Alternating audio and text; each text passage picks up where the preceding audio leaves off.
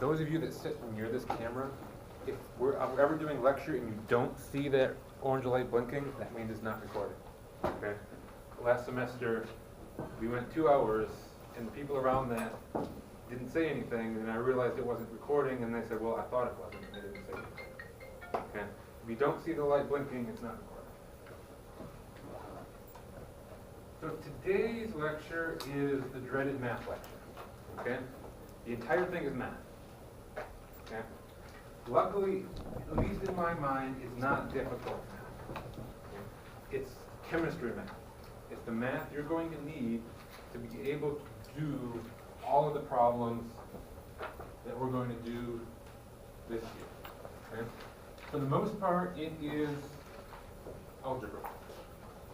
And it comes in two ways. There's conversions, and then there are, later on, there will be chemical reaction calculations. But it's all algebra. If you can do algebra, you'll be fine. To me, the hardest type of question, math-wise, that you'll come across in this class is solve for x. If you can solve for x with multiplication, division, addition, subtraction, you'll be just fine in terms of math. So the first thing we're going to talk about in terms of math are units. And pretty much everything we do in this class, if there is a number, there's going to be a unit on it. There will only be a couple of exceptions, and there will be so few and far in between, I'll actually be able to point them out to you, okay? Only one's coming to mind at this point in time. And that's because every number we have is some sort of a measurement, okay? I can't say that I am 6 tall, right?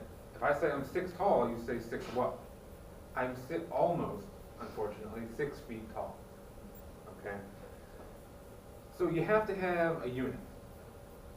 And anything without a unit is useless. But you have to know what unit you're using.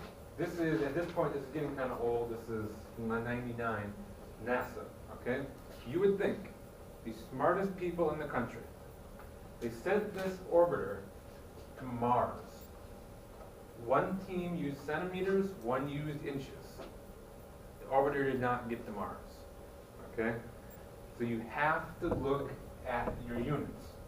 And maybe a more realistic example of this, I'll tell you right now, one of the questions on the lab exam, which I told you is a long ways from now, don't even worry about it, is going to ask you to measure something using a ruler, okay? It's going to say measure this and tell me the distance.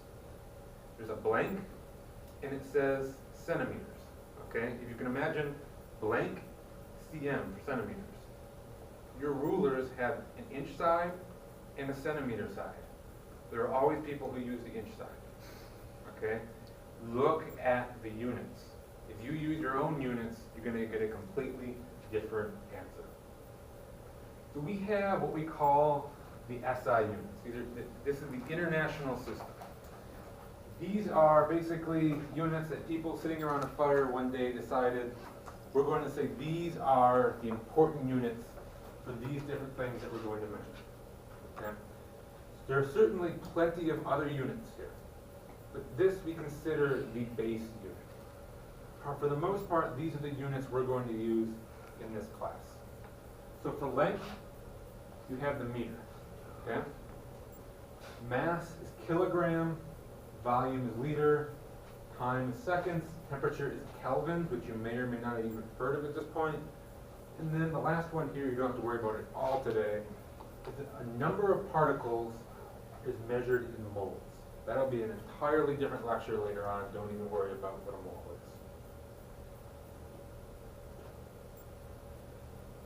Then we take those SI units and we put prefixes on them. Okay?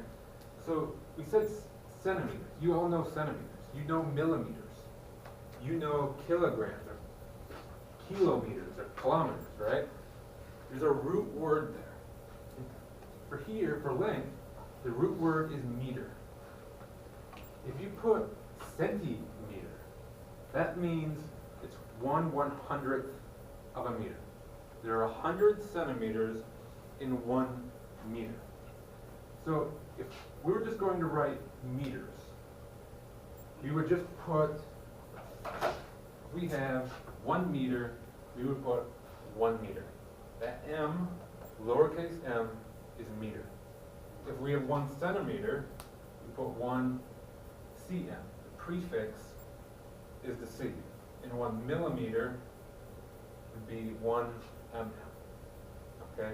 But notice there's a capital M up here. That's something very different. We'll never use mega in this class, but we'll use milli quite often. And there are a couple different ways you can look at this. Everything is factors of 10. So if we said there are 100 centimeters in a meter, that means a centimeter is 1/100th of a meter. 10 to the negative 2 is 1/100th. If you do that math, 10 to the negative 2, if you put that into your calculator, you're going to get 0.01, which is 1/100th. So you can use these to do conversions, okay?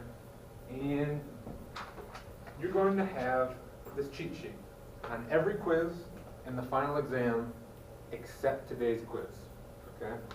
That's just because there's a periodic table on the back. On here are these metric prefixes. You do not have to memorize these, okay? But this doesn't have quite as much information as this does. This has the prefix, it has the letter, and it has this. It does not have this, okay? So if you're comfortable using this, you'll be comfortable using this, and we'll do examples of conversions using these, okay?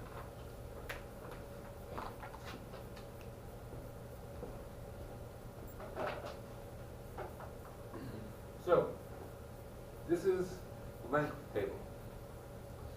This is the mass table. I'm going to flip back and forth, you tell me what's different. That's it, right? Length, we had meters. Mass, we have grams. The prefixes and the numbers do not change. You can put these prefixes on pretty much anything you want. Okay? It's always going to mean the same thing. So, if I said, how many millimeters are in a meter? What would you tell me? 1,000. Okay? 10 to the negative 3. You're going to have to get comfortable with these exponents. 10 to the negative 3 is 1/1000. You can also look at it another way if you're more comfortable with it that way. If you come up to here to kilo, this is 10 to the positive 3. If you put 10 to the positive 3 in your calculator, it's going to give you 1,000. A kilo is 1,000 meters. So 10 to the 3 means 1,000 of your base unit, which is this line. 10 to the negative third means it's 1/1000th of that base unit.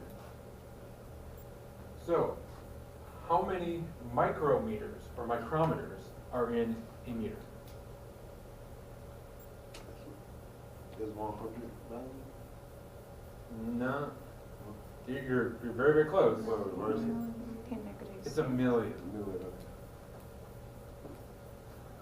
So it's, if you go 10 to the 6th up here, you put 10 to the 6th in your calculator, that's a million.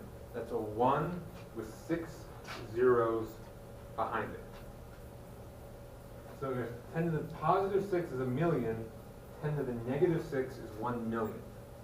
So there are a million micrometers in a meter. So how many meters are in a micron or a micrometer? Just reversing it.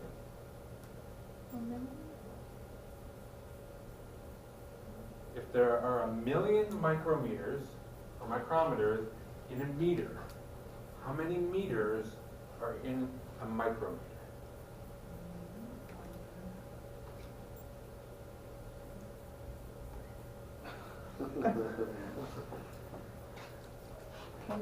Let's take it to a unit you're a little more familiar with, okay? How many centimeters are in a meter? There's 100, okay? So how many meters are in a centimeter?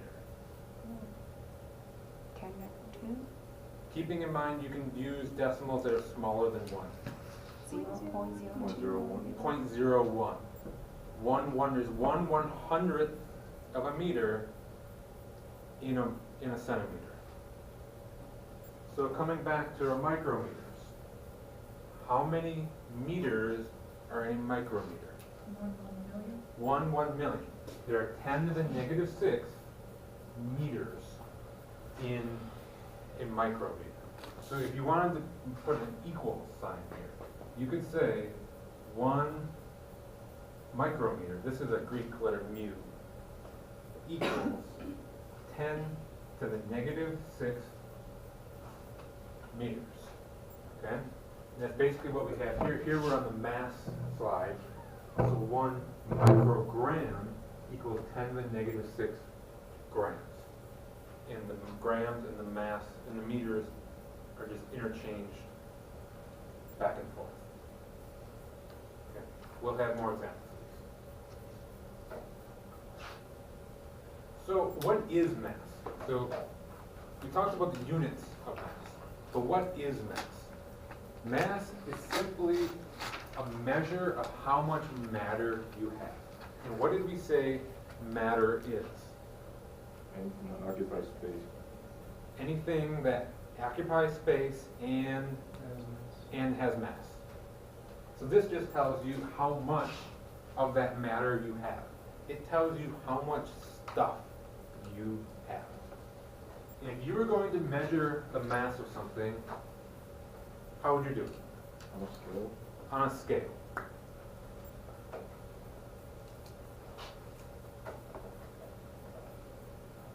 Okay, we'll come back to the scale. I think last week we said that mass is very, very similar to weight. We talk about weights in everyday life. We talk about pounds. But weight is actually influenced by gravity. Okay? We're going to be optimistic here and say I weigh 150 pounds. Okay? If I go to the moon, I would not weigh 150 pounds. Gravity on the moon is a lot less than it is here. And so I would weigh nowhere near, I would weigh a lot less than 150 pounds on the moon. But if I went to Jupiter, Jupiter has a lot more mass, it's a lot stronger gravity than Earth. I would weigh more than 150 pounds on Jupiter. But if I have my mass, not my weight, my mass, in kilograms. So if you go to Europe and you find, or I guess Canada would be closer than Europe, and ask someone their mass, they may tell you they are 50 kilograms. If they go to the moon, they're still 50 kilograms. If they go to Jupiter, they're still 50 kilograms. So in science, we use kilograms because you isolate them. You don't have to worry about gravity at that point. If it's 50 kilograms, it's 50 kilograms. Now in everyday life, in our lab, gravity is going to be always the same. And so we could get by with using weights. But when you get into heavy science, sometimes gravity will change. And in that case, you can't use weight. You have to stick with mass. So because of that, we will always use mass. You're going to have grams, you're going to have kilograms, you're going to have milligrams or micrograms, things like that. In this class, we'll pretty much always be working at the gram level. A gram of salt is enough that you can put it in your hand. It's a pile in your hand, okay? I would say if you've ever seen a sugar cube is probably 2 or 3 grams. That gives you an idea of how big a gram is. Where I work at UF, we work kind of at the milligram in microgram level. It's so little that you can barely weigh it out. You get a spatula and you can barely get anything on there and you've already got too much. Okay? Or you've got a tube and you put it in there and you just have to have faith that it's actually in there. You can spend weeks on an experiment with clear liquids, not knowing there's anything in there. Somebody could come in the middle of the night and switch them all out to water, and you'd never know until you got to the end. So Remy said that, Remy or Remy? Rem. Remy, okay. Says that you measure mass on a scale. In science, we call it a balance. Let me rephrase it. Technically, in science, you're supposed to call it a balance.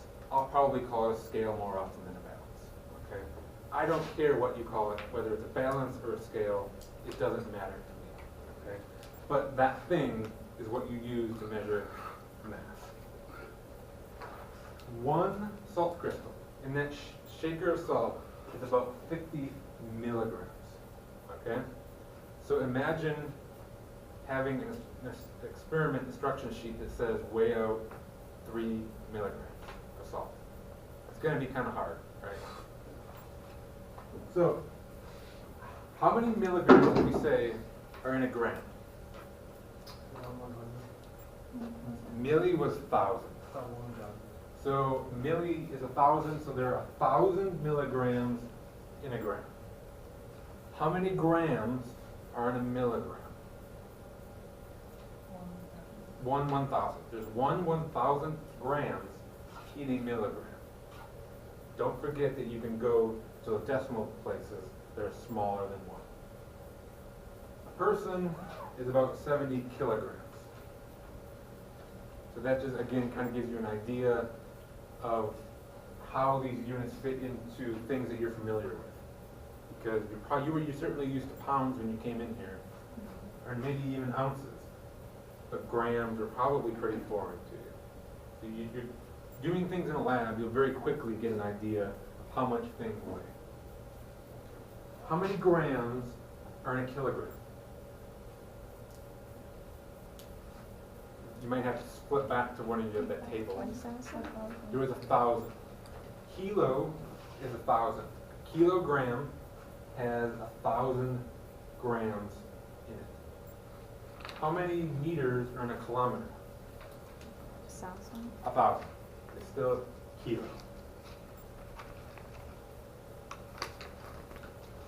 Moving on from mass, we also have volume. We talked about volume last week also. The volume is just how much space something takes up. If something takes up more space, it has a larger volume. So what has a larger volume? The marker or this clicker? The clicker. You can tell just by looking at it, this takes up more space than the marker. But if I told you which one has more mass, the marker or the clicker, what would you say? You'd have to weigh it, exactly. Your eyes can tell volume. Your eyes can't tell mass. You either have to weigh it, or I can tell, because I'm holding it, I'm weighing it with my mind, basically, that the clicker weighs more, so it has more mass. If we're calculating the volume of a box, it's very easy, I'm sure you've done this before. Length times width times height. The only thing that's going to trip you up here, possibly, is making sure that you have the same units for all three. If you have a box, and the length and the width are in centimeters, and the height is in meters, you can't multiply those together. If you're multiplying things together, they all have to be the same unit. So in this case, you need to convert the centimeters to meters, or I would personally convert the meters to centimeters, because that's just one of them. You do one conversion instead of two. If we're measuring the volume of a solid, the most common unit that we use are centimeters cubed, or cubic centimeters, which can also be called cc's. Okay? Cubic centimeter means centimeter times centimeter times centimeter. So if you put centimeter times centimeter times centimeter, your unit for your volume is going to be cubic centimeters. What would your unit be if you put meters into all three of them? It would be m to the third. It would be m to the third, or cubic meters. Okay? they're all the same. If you converted them all to meters, you get a number. If you converted them all to centimeters, you'd get a number. If you converted them all to millimeters, you get a different number. But all of these numbers would actually be the same volume.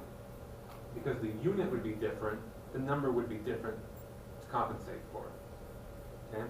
And so it doesn't matter what unit you put in for these three as long as they're the same.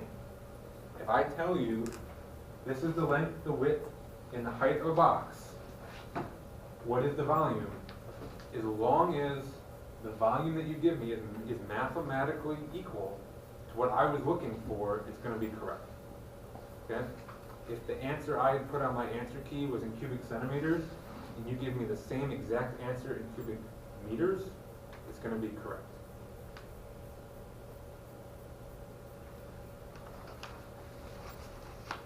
If we have a cube, luckily things get easier. Because it's a cube, what does that mean about all the sides? They're all the same.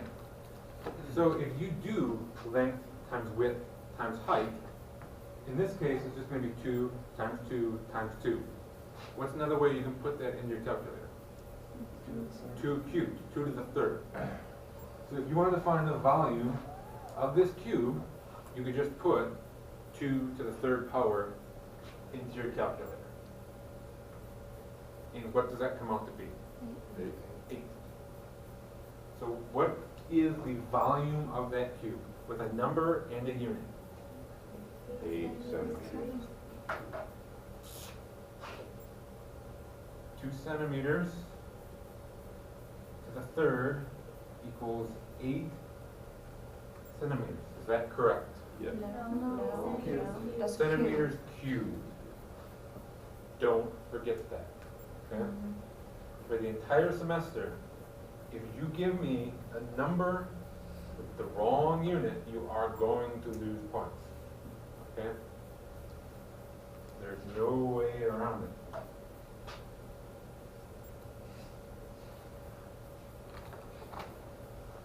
If we measure the volume of a liquid, a lot of times we will use milliliters. In lab, I think on Thursday, you poured from the flask into the beaker, and there were markings on the flasks and the beakers. Those numbers were in milliliters. A milliliter is it's a size, it's an amount that is relevant to real life. I believe it's about 10 drops of water is a milliliter. Okay? A standard bottle of water is 500 milliliters. That's half a liter. So if we're doing volume of liquids, we usually use milliliters, or if you have something bigger, liters. If we're doing volume of solids, we have cubic centimeters. Luckily, we can convert back and forth between them. 1 milliliter is exactly 1 cubic centimeter. So if you have 38 milliliters, you have 38 cubic centimeters. And you can use these units interchangeably. It's just sort of a standard thing that if you're dealing with liquids, you use milliliters. If you're dealing with solids, you use cubic centimeters. But in this class, if I ask you the volume of a liquid and you give it to me in cubic centimeters, that is perfectly correct. And if I ask you the volume of a solid, say it's the volume of a textbook, and you give it to me in milliliters, as long as the number's right, you're right. Okay? I don't care which one you use. But just by habit, you'll start to use the correct one. So how many milliliters are in 1 liter? There's 1,000 milliliters in a liter. So this is a big graduated cylinder. There are markings on here. These markings are milliliters. So that line is 100 milliliters, 200 up to here is 1,000 milliliters. So that is 1 liter.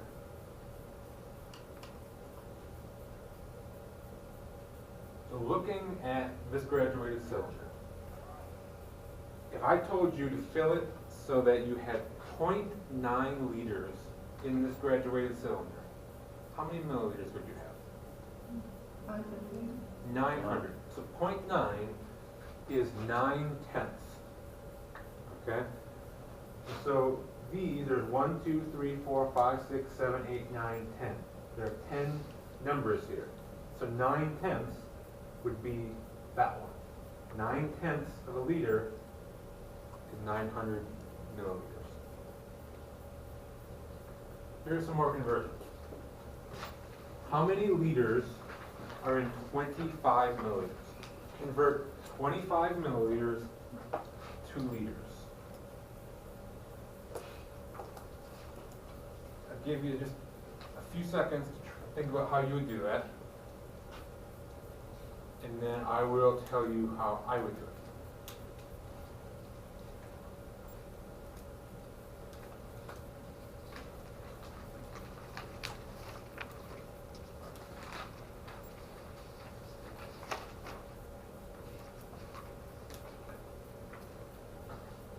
So, somebody tell me how they would do it. Multiply by 1,000. So, she says 25.0 milliliters times 1,000, which is 10 to the negative 3. So if we look on our prefix table,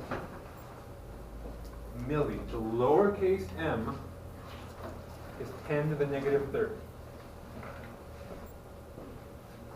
So we take our milliliters and multiply by 10 to the negative 3rd. And when we do that, what do we get? It's 25 times 10 to the negative 3rd. 0.025.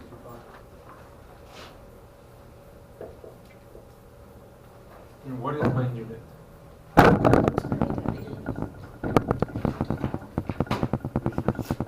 Just an L. Okay? Now, let's assume you didn't have this in front of you. Okay? Because if you have to look this up every time, you're going to spend a lot of time this semester looking that up. But you know that milli is 1,000. Okay? You can remember that milli is 1,000. But you don't remember whether you have to multiply by 1,000 or divide by 1,000. Okay?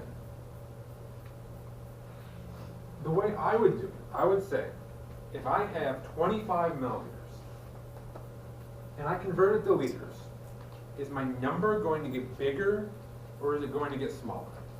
Smaller. It's going to get smaller. A liter is larger than a milliliter, right? And so if I'm measuring something in liters, it's going to take less of them to get to where I'm trying to get to. Does that make sense? And so if I want to take 25 and I want to make it smaller, do I multiply by 1,000 or divide by 1,000? I divide. If I multiply by 1,000, it's going to get really big. If I divide by 1,000, it's going to get small.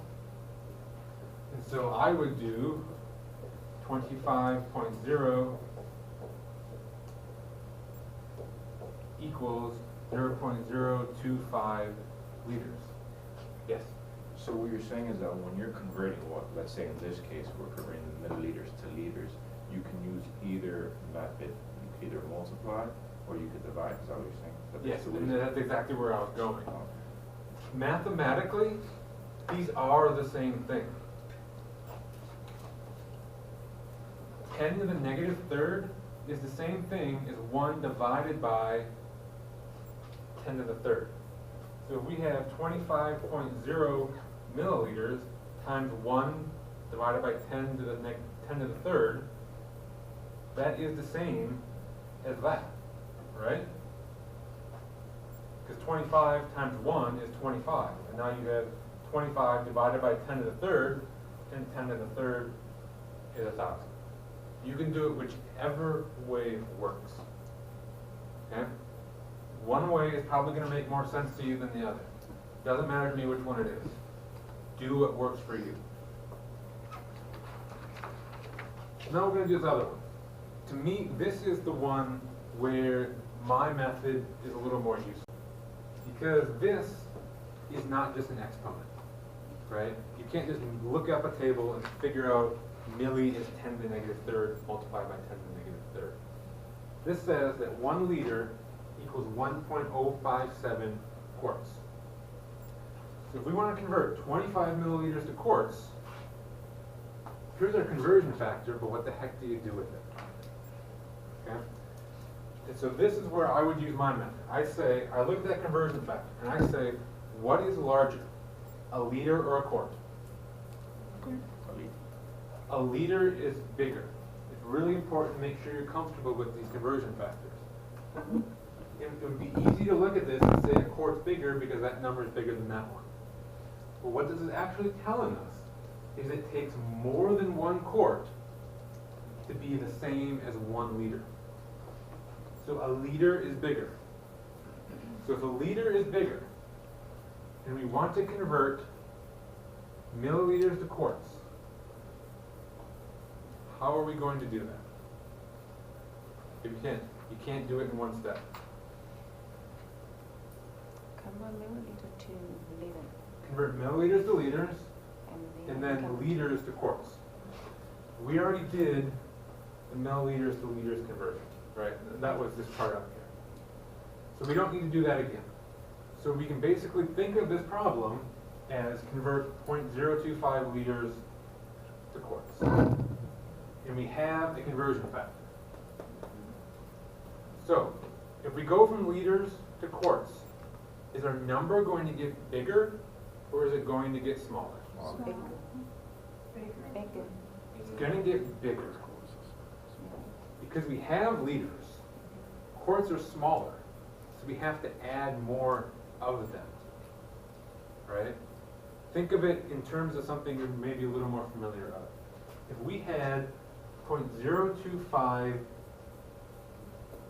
meters, okay, and we were converting it to inches, what's bigger, a meter or an inch? Inches. A meter is bigger than an inch, right? And so if I say I am 2 meters tall, if I give my height in inches, is that number going to be larger or smaller than 2? Large. Larger. Because an inch, it takes a whole lot more of them to equal my height. So I look at this and I say, since a quart is smaller, this number is going to have to go up. And so am I going to multiply by 1.057, or am I going to divide by 1.057? Well, if you get bigger, then you multiply. I'm going to have to multiply. If I multiply by 1.057, it's going to get bigger. And so I would take 0.025 liters times 1.057, and that equals what? 0.026425. 0.026 425. 425, and what is my unit? Quarts. Okay. We're going to have a different way of doing this later on. So if you're not grasping this perfectly at this point, don't worry about it. The one later on is a little more self-guided. And that'll make sense when we get there. If you understand this, this is going to be the quicker way to do conversions. But if you don't understand it, there's an easier way later on.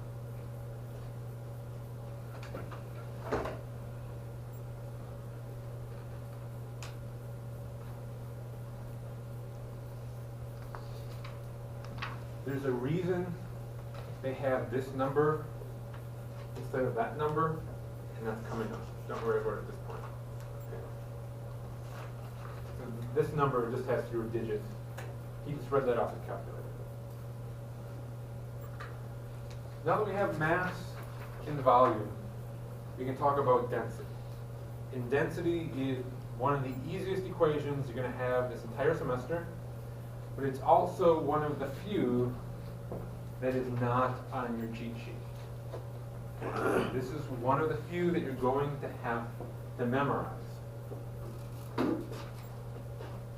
Density equals mass divided by volume.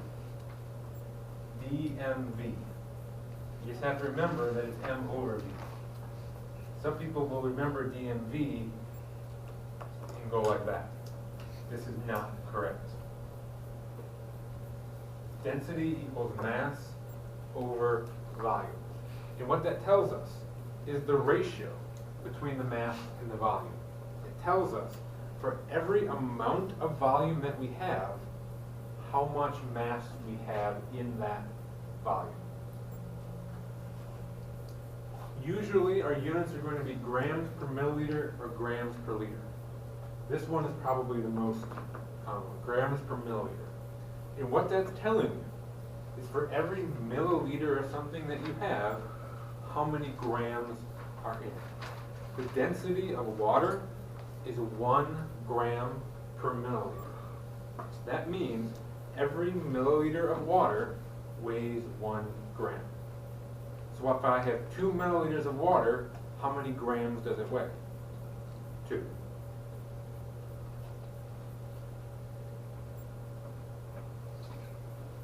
I'm not even going to tell you what that is.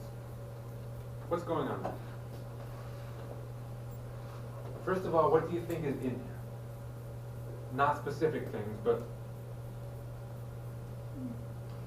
there are different liquids in here, right? Yeah. Why are they in different layers? They're different densities. Different densities will settle at different points. The one at the bottom, is that the highest density or the lowest density? Highest density. It's the thing that has the most mass. It weighs the most. So it falls to the bottom. Each of these sections are the same volume, right? They take up roughly the same amount, at least as close as they could measure it when they poured them in. We're actually going to do this in class. So, if they all have the same volume, and we say this one has, is that the highest density or the lowest density? Lowest density. They all have the same volume, and that has the lowest density. Does it have the most mass or the least mass? It's least mass. If we look at our equation, D equals M over V, the volume is the same for all of them. So you're going to need to be able to look at an equation and see how two variables are related if they're on opposite sides of an equation. If this number goes up, that number is going to have to go up as well if that one stays the same, in order for this to stay equal. If density goes down, mass is going to have to go down. So if this has the highest density, it also has the highest mass.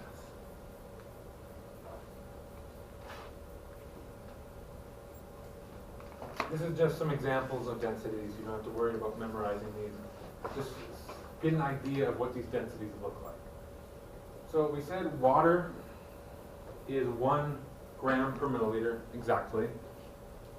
Ice is 0.92. What does that tell you about something you notice with ice and water?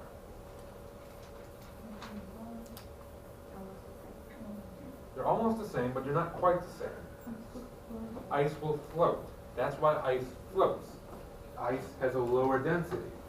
And so it's basically like this, you just have two things. We have water, which has the higher density, so it ends up at the bottom. The ice, which has a lower density, ends up at the top. Cooking oil is the same density as ice. Here are some other metals. A lot of metals are very high density. I mean, that's almost 20 times as much mass in gold as there is in the same volume of water. Gases are very, very low density. Because remember, the atoms are spread way apart. If you're spread way apart, most of that volume is empty space. And empty space has no mass. So density is very small. If we have gases, liquids, in solids, and we tried to generalize them. What is the trend in the density? Gas would be the least dense. Gas is least dense, solid is the most dense. There are certainly exceptions. The ice here is a solid that's less dense than water. But water is actually one of, believe it or not, one of the weirdest things we'll deal with all semester. Okay. Water is all kinds of exceptions. So in general, gas is the least dense, liquid is more dense, and the solid is more dense than liquid. So here's our cube again. It tells us the mass is 11.2 grams. And it's asked, then it tells us to calculate the density. How would you calculate the density of that cube? First thing you always want to do is decide what your equation is. And this one is right here in front of us for us. So I would suggest, until you get comfortable, write out the equation. When you write out an equation and you're solving for something, these are all variables. You cannot do that unless you have all but one variable. Only one of them can be missing. So, in this problem, which of these variables are we trying to solve for? D. D is what we do not have. That means we have to have M and we have to have V. What is our value for M? 11.2. It's directly given to us, right? It's 11.2 grams. Then we have to find V. What is V? It's 8 cubic centimeters. Or centimeters cubed, however you want to say it. It's not directly given to us, right? We had to do math in order to get one of our variables.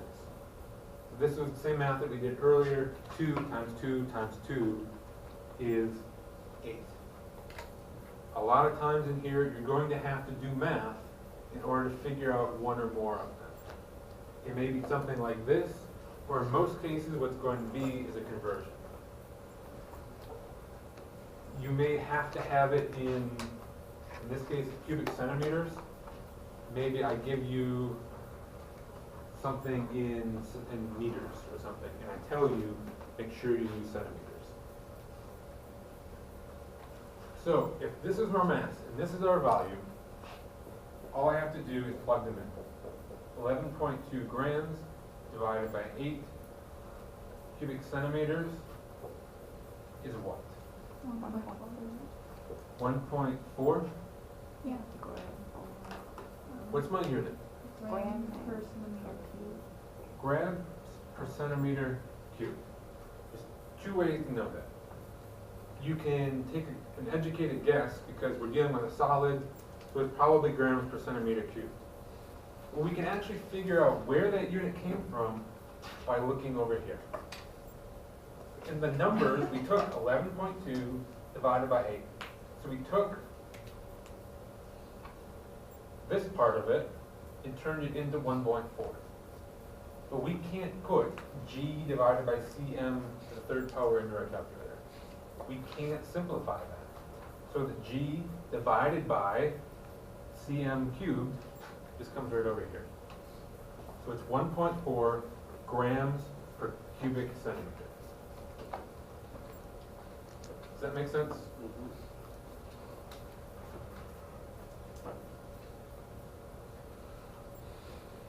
Okay. Here's a person in the Dead Sea.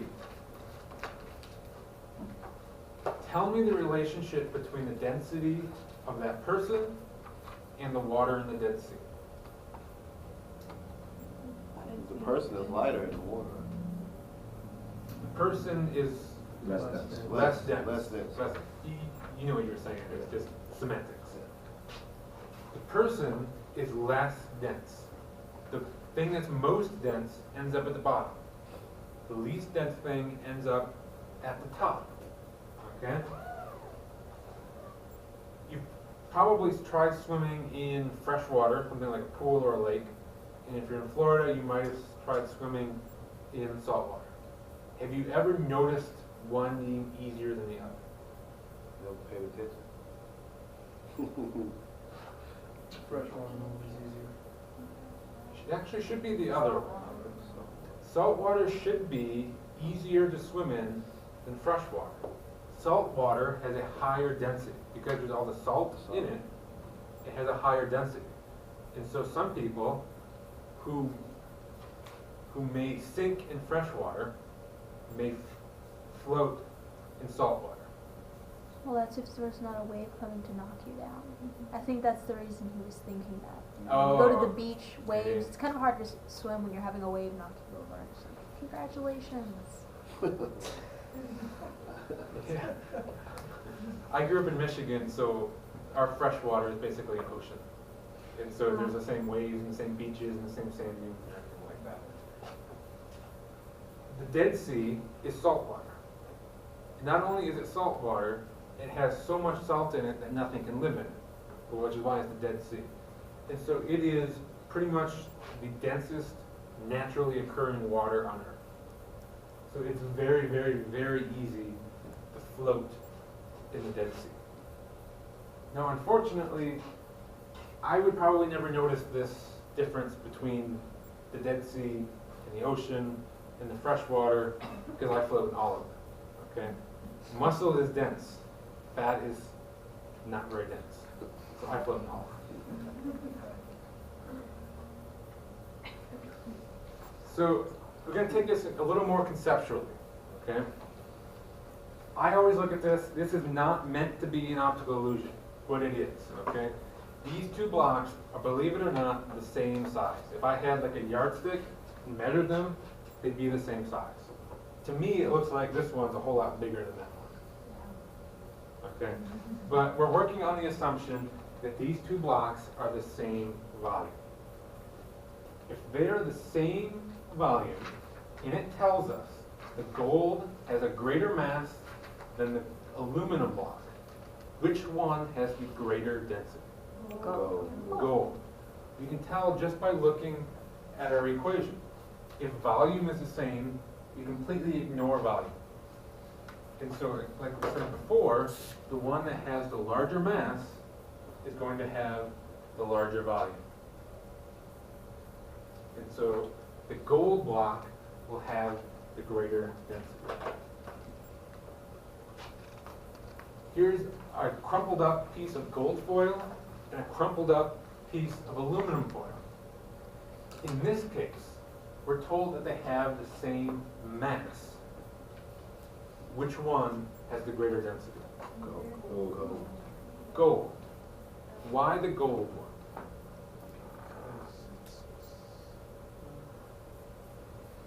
Because the volume less than the aluminum. I think the weight of, Okay. So Julia's saying, because the weight of, No, the volume what about the volume?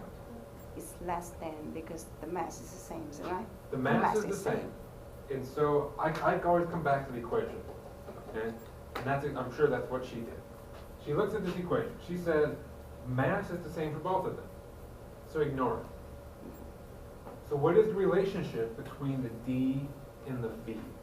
Because the V is on the bottom over here, they're going to go in opposite directions. With the mass is on top, and so they go in the same direction. The volume is on the bottom, so they go in opposite directions. And so the one that has the largest volume has the smallest density. And so which one has the larger volume? The aluminum, so it has the lowest. Aluminum has the largest volume, so it has the smallest density. And so the question says which has the greater density, which means you're looking for the one with the lowest volume. Okay? And so that's the mathematical way of looking at it. But you can also look at it and say, if density is how much mass per volume, and we know they both have the same mass, which one requires more volume to get the same amount of mass? The aluminum. So that's more the real life, just looking at it type way.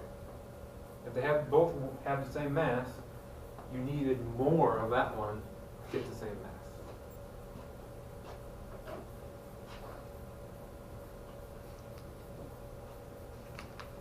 If you put Diet Coke and regular Coke in water, Diet Coke's going to float, regular Coke is going to sink. Why? Because regular Coke has sugar. Because the regular Coke has sugar. For the most part, when you take water and you dissolve things in it, it gets more dense, which is why salt water is more dense than fresh water. The sugar in the regular Coke is not nearly as sweet as the aspartame in the Diet Coke, the artificial sweetener. And so you have to add a whole lot more sugar to the regular Coke than you have to add artificial sweetener to the Diet Coke. Because you dissolved more in it, but the regular Coke is more dense. So if you're ever at a party and you have a cooler with melting ice in it, and you want regular Coke, you're going to have to get your arm cold. You've got to go all the way down to the bottom. Diet Coke will be up at the top. This is why ice floats, okay? We said that generally, solids are more dense than liquids. But you know that ice cubes float. And we said that ice is less dense than water. So this is a traditional gas, liquid, and solid. We have gas where the molecules are spread way apart, a liquid where they're very close together but there is still some space, and then a solid where they're packed as close as possible. But this is actually not what solid H2O looks like. This is what solid H2O looks like. It forms a very neat crystal lattice, okay? So when we have liquid water, they're very close together, but there's some space. And when they form a solid, they actually have to spread out to form this neat pattern that they always form. And when they spread out, now you have this empty space in here, which empty space has no mass. And so, just looking at these, you can tell this one has more mass than that one. There's more stuff going on here than in here. This one has the higher density. Most solids won't have this much empty space in them. So the solid would actually be more dense than the liquid. Okay, we're going to move on to temperature. Temperature is something you're very familiar with. A temperature is just a measure of how much heat is in something compared to a standard that some old person a long time ago said this is the standard. Okay. You measure temperature with a thermometer. No fancy equipment here. In science, our units are either going to be Celsius or Kelvin. Never going to use Fahrenheit in this class. You're going to be given a lot of numbers in Fahrenheit, but you can't use them in Fahrenheit. You're going to have to convert to one of these before you can actually do the math properly. So there are some conversions up here. These conversions are on here. Okay? So there's Fahrenheit to Celsius, Celsius to Fahrenheit. These are both on here. These are somewhat tricky conversions. They're not really easy conversions. They're not something you can do in your head. Celsius to Kelvin and Kelvin to Celsius is very simple. You can do this in your head a lot of times. Kelvin is just Celsius plus 273.15. It won't take you very long to memorize that number. It's on there, but come final exam or quiz, you won't have to look that up. That's going to get ingrained in your mind. Take Celsius at 273.15 to get Kelvin. If you rearrange that, that means you take your Kelvin, subtract 273.15, you'll get Celsius. So these are 3 thermometers with different units, marking different reference points. Room temperature, we're going to say is about 77 Fahrenheit. That comes out to be 25 Celsius and 298 Kelvin. That kind of gives you an idea of where we're working here. The freezing point of water, you know, is 32 Fahrenheit.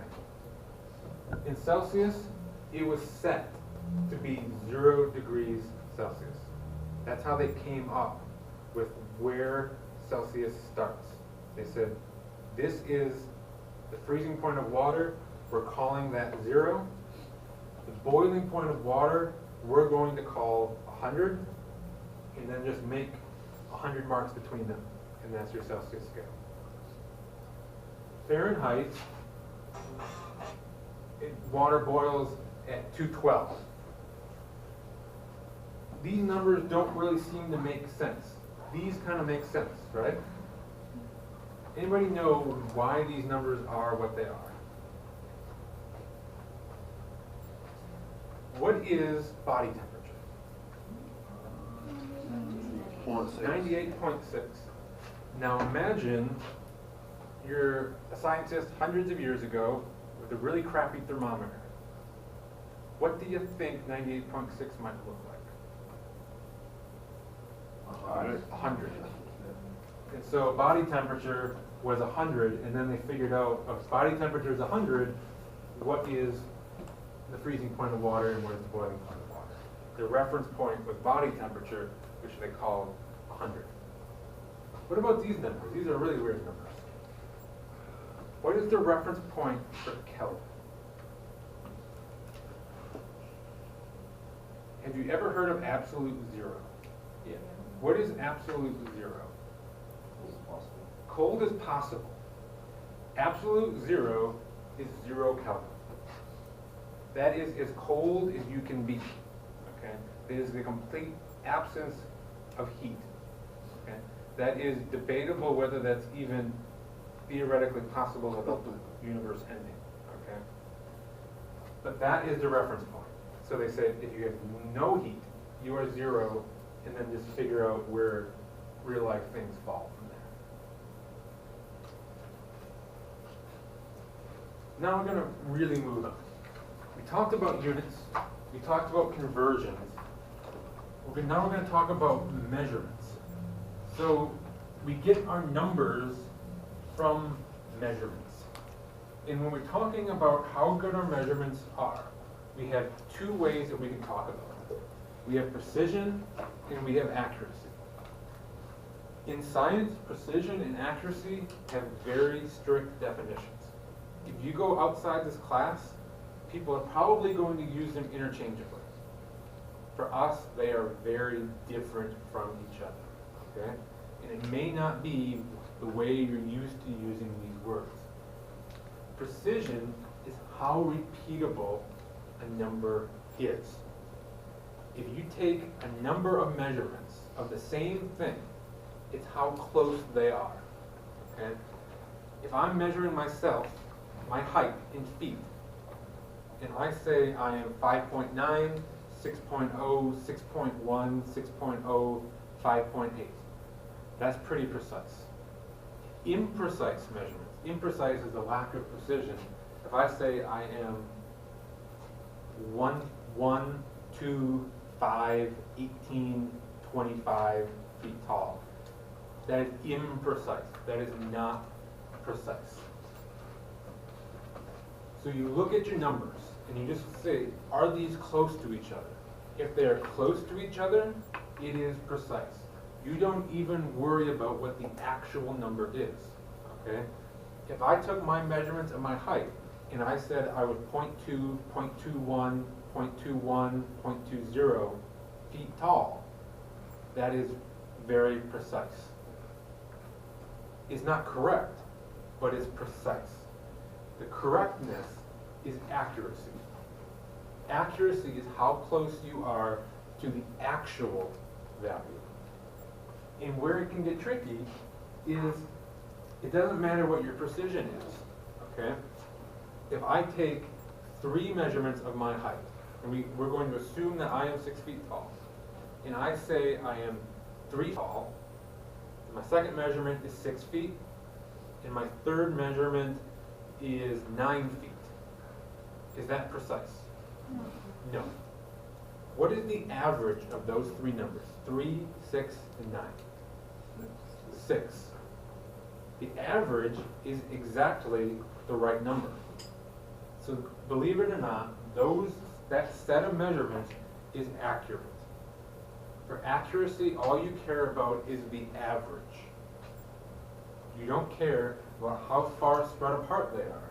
It's just the average. Take the average of your numbers, compare it to the real number.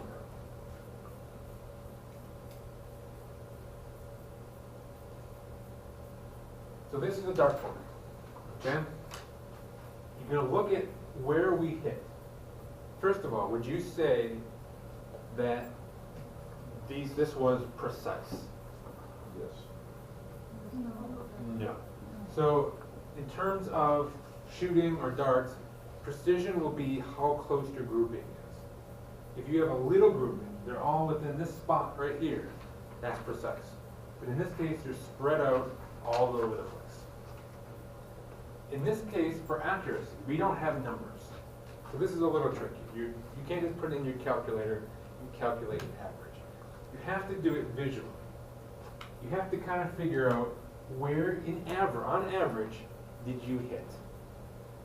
And so somebody tell me roughly where on there is the average spot that it hit? Yellow. Where in the yellow?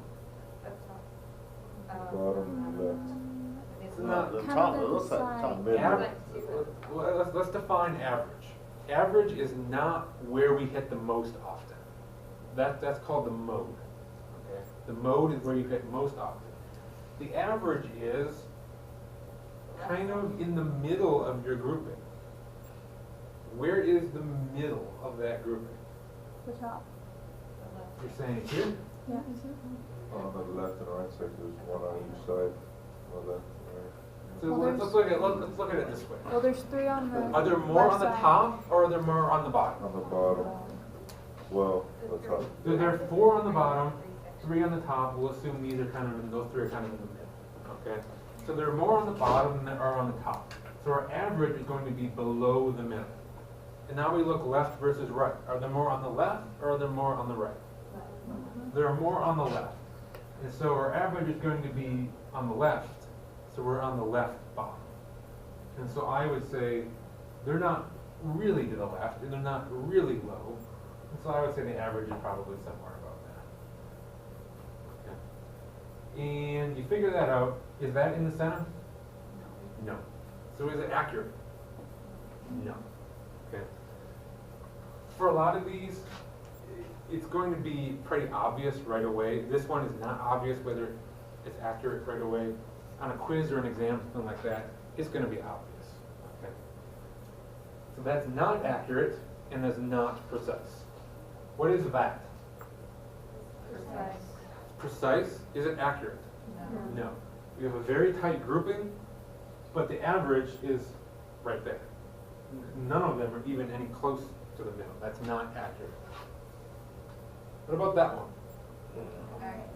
There's accurate and precise. They're all right in the middle.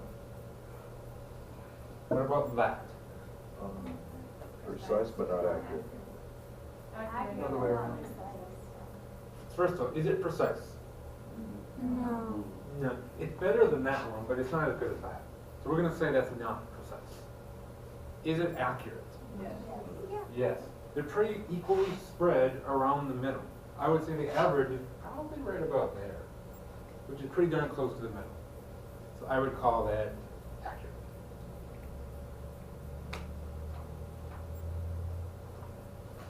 Questions? We've got more conversions. We convert 12 grams to milligrams. Millions. What is the number that goes with millions? Million? Thousand. Thousand. If you look it up on the chart, it's 10 to the negative third. That's 1/1000. So, how many milligrams are in 12 grams? another way of saying this question.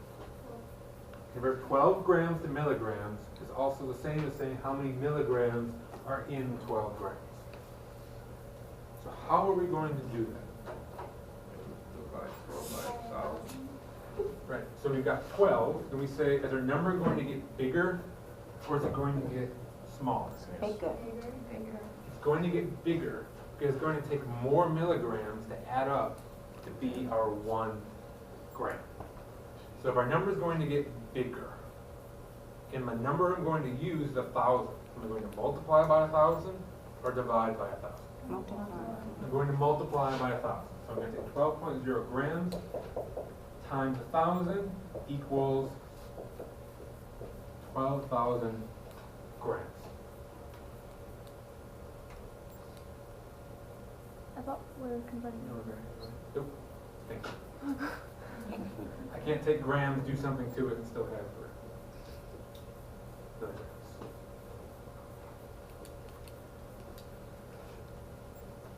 Now we've got another one. This is not a metric one. This is a standard US unit to metric. We've got 12 grams. We're going to go to ounces. It's another one where I suggest thinking, is my number going to get bigger or is it going to get smaller? Smaller. Well, It's going to get smaller. The ounce that we're going to is bigger. It takes 28 grams to weigh the same amount as 1 ounce. So if we're piling 1 gram weights over here and 1 ounce weights over here, we're going to have to put 28 of the grams to just balance the 1 ounce. So when we go to the ounces, our number is going to get smaller. So am I going to multiply by 28.34 or divide by 28.34? I'm going to divide. 12.0 grams divided by 28.34 equals what? 0.423 ounces.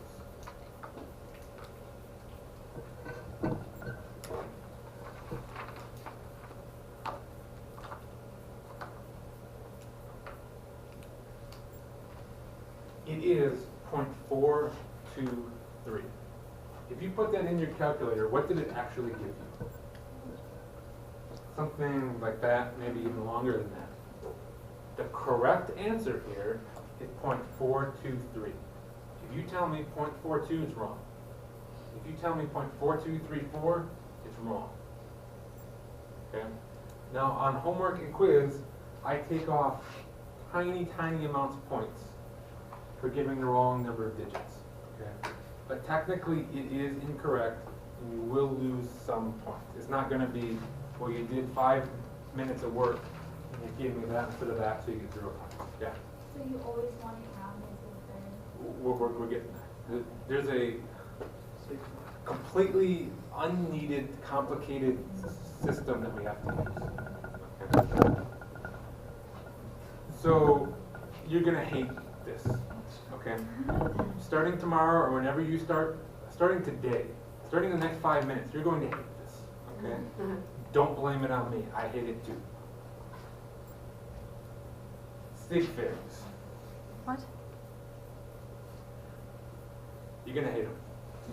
Okay? This happens, okay? You're going to spend, you may not do a lab report, but you're going to spend 10 minutes, maybe an hour, banging your head against the wall on a problem in here. You're going to finally get it. You're going to turn it in. You're going to be so proud of yourself. I'm going to mark off because you had the wrong number of sig figs. Okay? It happens. Don't let it bother you. Just keep it in your head. That's the last thing you got to do. When you write an answer, make sure you have the right number of sig figs.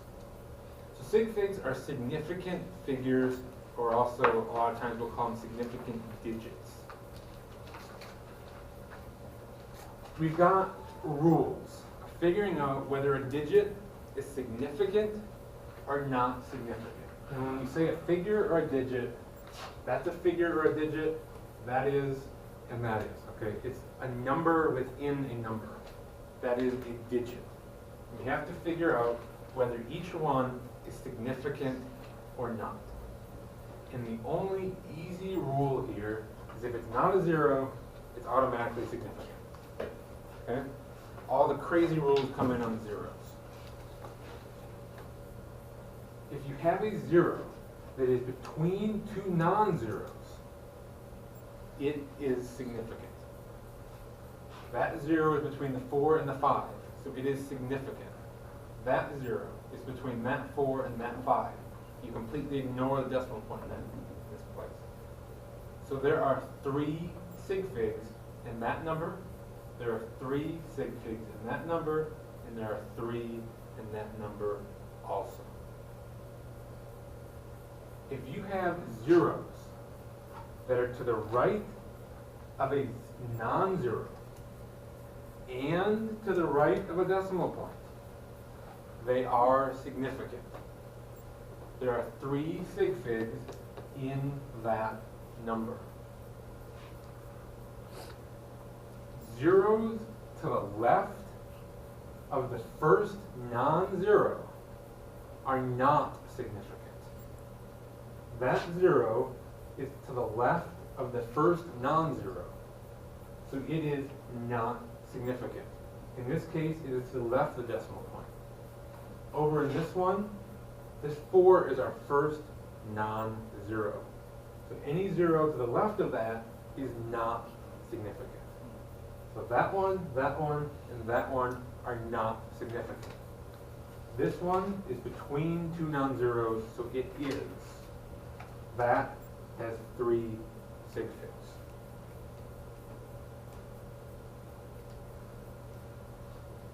If you have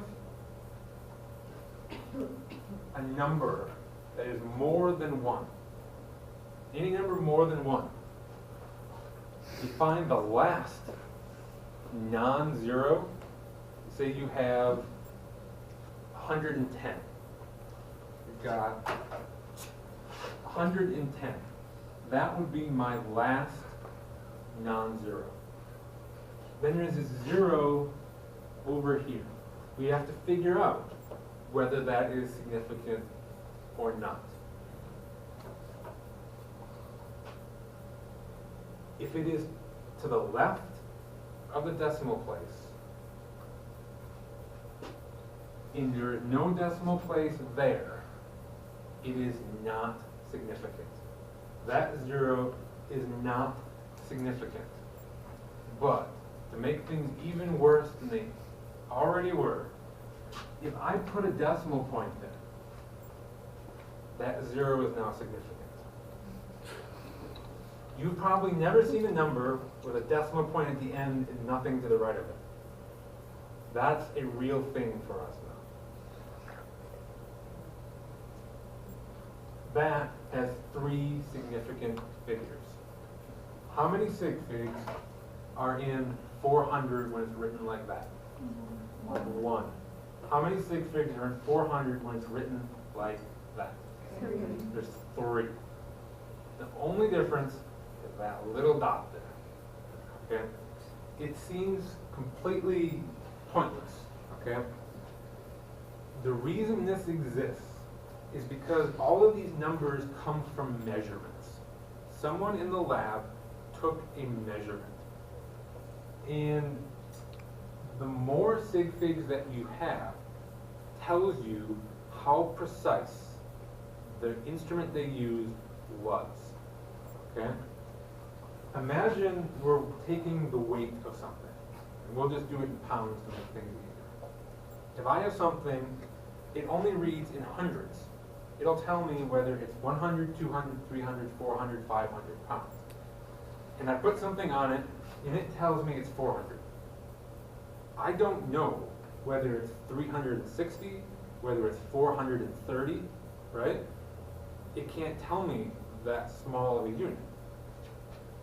So all I'm confident of is that 4.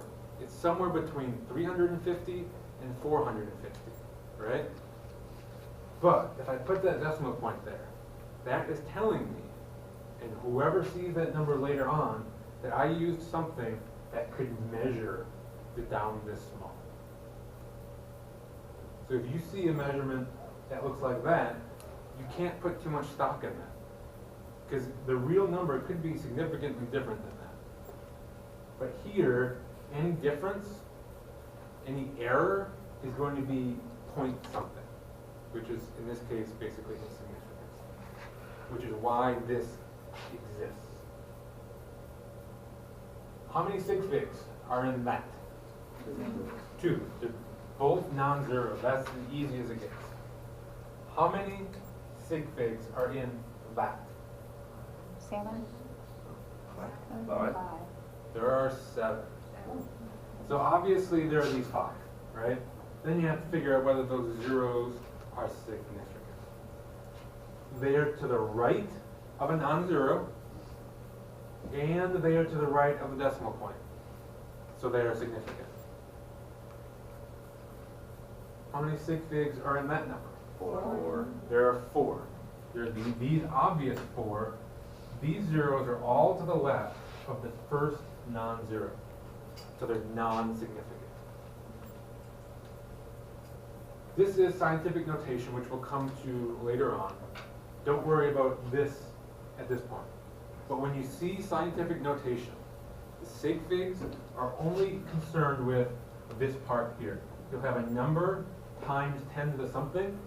The sig figs are only in this number portion of it. So how many sig figs are in this? 1. And how many sig figs are in that? 8. 1, 2, 3, 4, 5, 6, 7, 8. That 0 is significant because it's between non-zeros. It's also to the right of the decimal point and the non-zero. There's multiple reasons. Yes? If we had a dot in like 9 multiplied by 10, were we going to say like if we have 20 significant? If we had a dot. So if you had 9 dot, No. Well, yeah. like 9 dot times 10 to the 19th, like that? Or I mean the dot somewhere maybe at the end of the. Here? Yeah. Like, is it possible to have a dot at it? Yeah. This portion of it will make more sense in a few minutes. What if we had,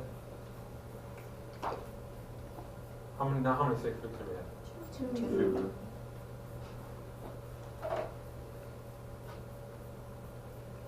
Sig figs also have rules when you do math with the numbers.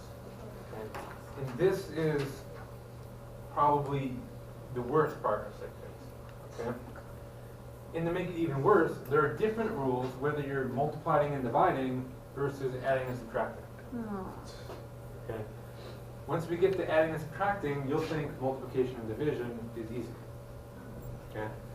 With multiplication and division, you just look at all the numbers you put into your calculation, and whatever the smallest number of sig figs were, that's how many sig figs your answer has. Okay?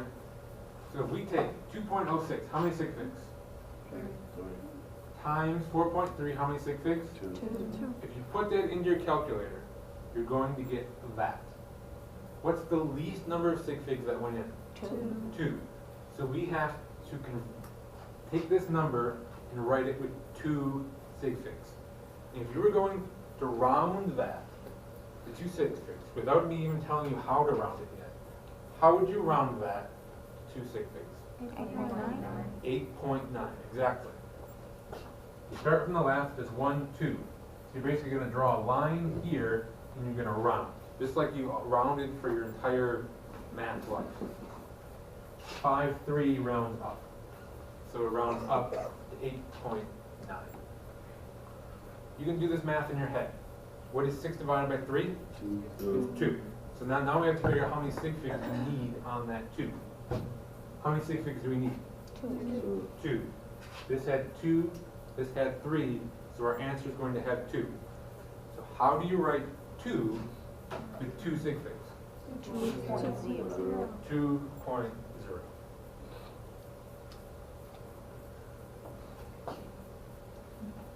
How many sig figs? 1. 1. How many sig figs? Lots of A them. crap ton, right? Somebody put that in your calculator.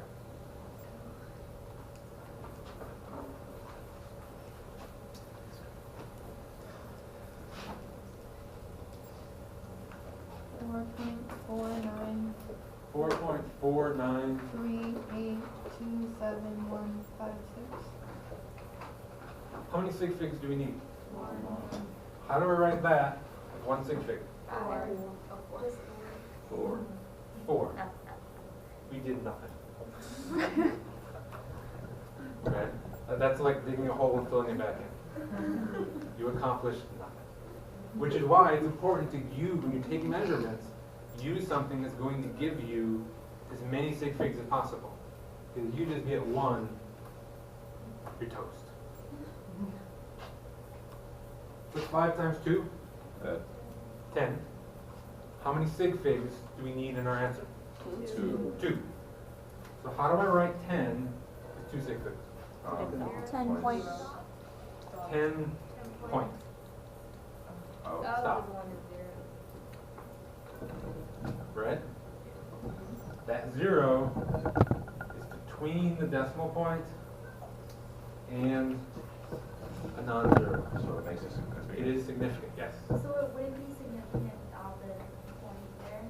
Correct. How many sig figs does that have? 1. There's 1, there's 2. Don't forget the decimal point. Okay?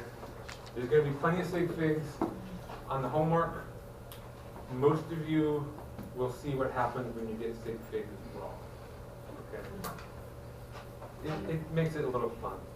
Is it on the written or on the online? Both. Okay. From this slide forward, you cannot forget sig figs ever in the semester. Okay? From now until you take the last question on that final exam, sig figs have to be in your mind. You cannot forget them for the rest of your chemistry life. What if you have to do math in another class and you accidentally do it according to sig figs? What happens then? If they mark it wrong, you send them to me. Especially if it's a science class. Now, if you're doing math and lit or something, I'm probably not going to be able to explain to them why you're writing it wrong. But I'll try. But I don't think you're doing much math in lit anyways. No. What is the purpose of that again? Of this, of the sig figs, so that when you get a number, if someone else looks at that number, they know how confident you are in that number. Oh, the 400. Right. So if you give me that measurement, I know you're confident in that 0. That is, you measured that to be 0. If you give me 10, It's like an estimate. it's an estimate basically. You're confident in the 1, but you're not confident in the 0. Let's take a break now, and we will start at 6:58 on that clock. No, 6:38. It's 7. I do have a PhD. 7:38 on that clock.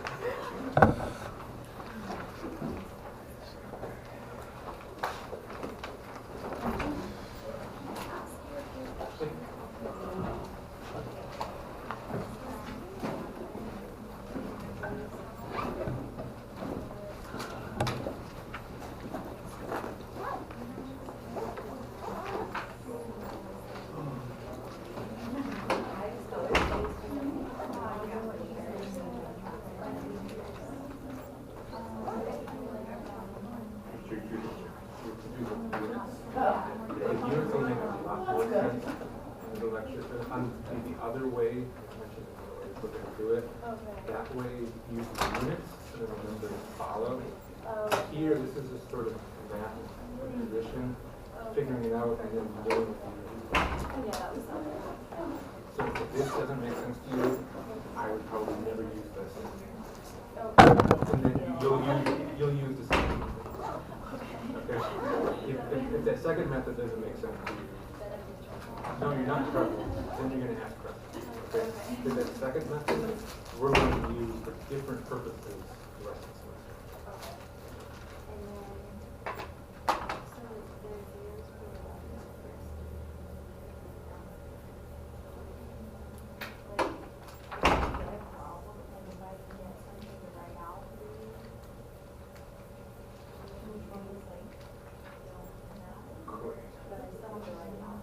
to write it out, otherwise it's not the same.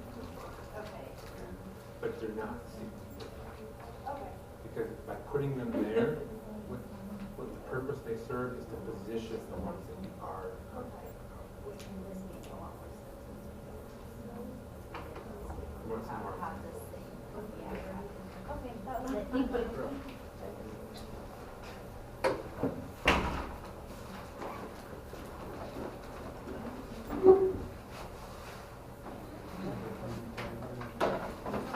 you. With a student.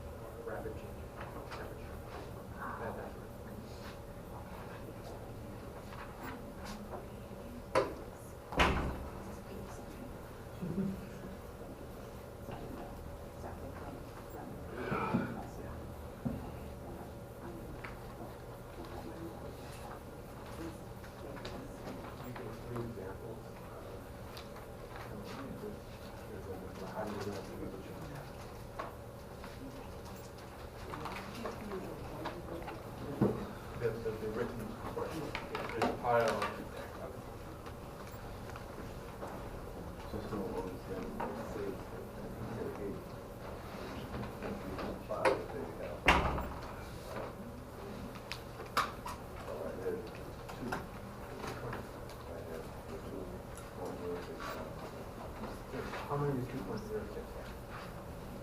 40. How many is 4 points? 2. So, okay. And so you think I have 3 and I have 2. What's the smallest? Oh, so he's the smallest. Take the smallest number. And then just make sure how. And your answer is the same number of sig figs as the smallest. Gotcha.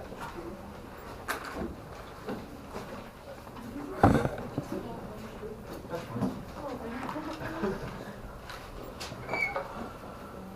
Doesn't matter how you do it. All I care about is your answer.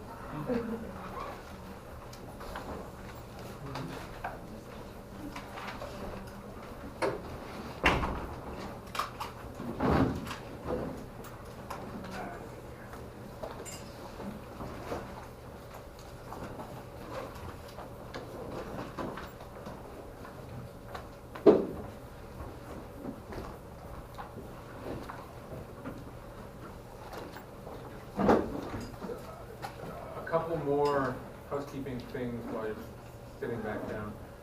Julia just reminded me, the lab on Thursday does have a pre-lab. When you get to it, you print it out, there's the introduction, and then there's a page of questions. The goal is to have those finished before you come in. Okay? And so at the end of the lab, before you leave, you need to show me that you've done the pre-lab and the lab. Okay? If you give me the lab and you haven't done the pre-lab, I'm going to give it back to you, and you're not going to be able to leave. Well, you can leave anytime you want. But you won't be able to leave and get credit until you come back to me with that pre-lab finished. So don't forget that. And the second one is, I was remembering, I made a deal with a student last semester, and I will make it with you as well. If you can go the entire semester without getting sig figs wrong once, I will buy you a Coke. Either a sinking Coke or a floating Coke, whatever your preference is. Okay? But you gotta go the entire semester without getting sig figs wrong once. Okay, Has anyone ever actually done it? I just started it last semester and he lasted about 3 weeks. and he lasted further than anybody. And his lab partner actually made him lose it that time. She convinced him he had the wrong number of sig figs, he's actually right. But he would have lost it 20 more times after that. So. This is multiplication and division. Smallest input is the number of sig figs you have in your answer. You can do this in your calculator easily.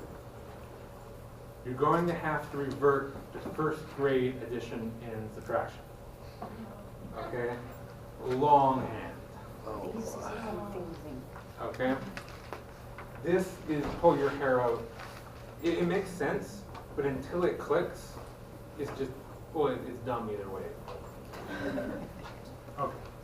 So you're going to take your numbers, and you're going to line up the decimal places. Okay? And so some of them will extend, you may have one that extends way up here, and one that extends way up here, but your decimal points have to line up. Okay? And then what you do is you take a line and you draw it to the right of the number that ends the furthest left. Okay? And so this one ends the furthest left. This one goes one more place further, this one goes 2 more places further. And so you draw a line to the right of that number. Okay? You do your math, just like the line wasn't there, and then you round from the right of the line to the left of the line. So in reality, you can do it longhand, okay?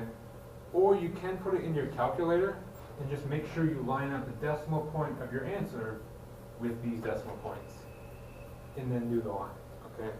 But there is no way you're going to consistently do this correctly without lining them up and drawing a line, okay? Whether this answer comes from longhand or from your calculator, don't try to do this without writing them out and drawing a line. Okay? So it doesn't matter how many sig figs any of these had. That one only had 2. But our answer has 1, 2, 3, 4, 5. Okay? Doesn't matter how many went is, it's all about that line.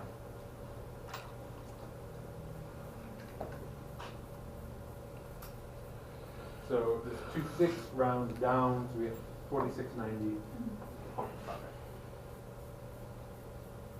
So let's do this, okay?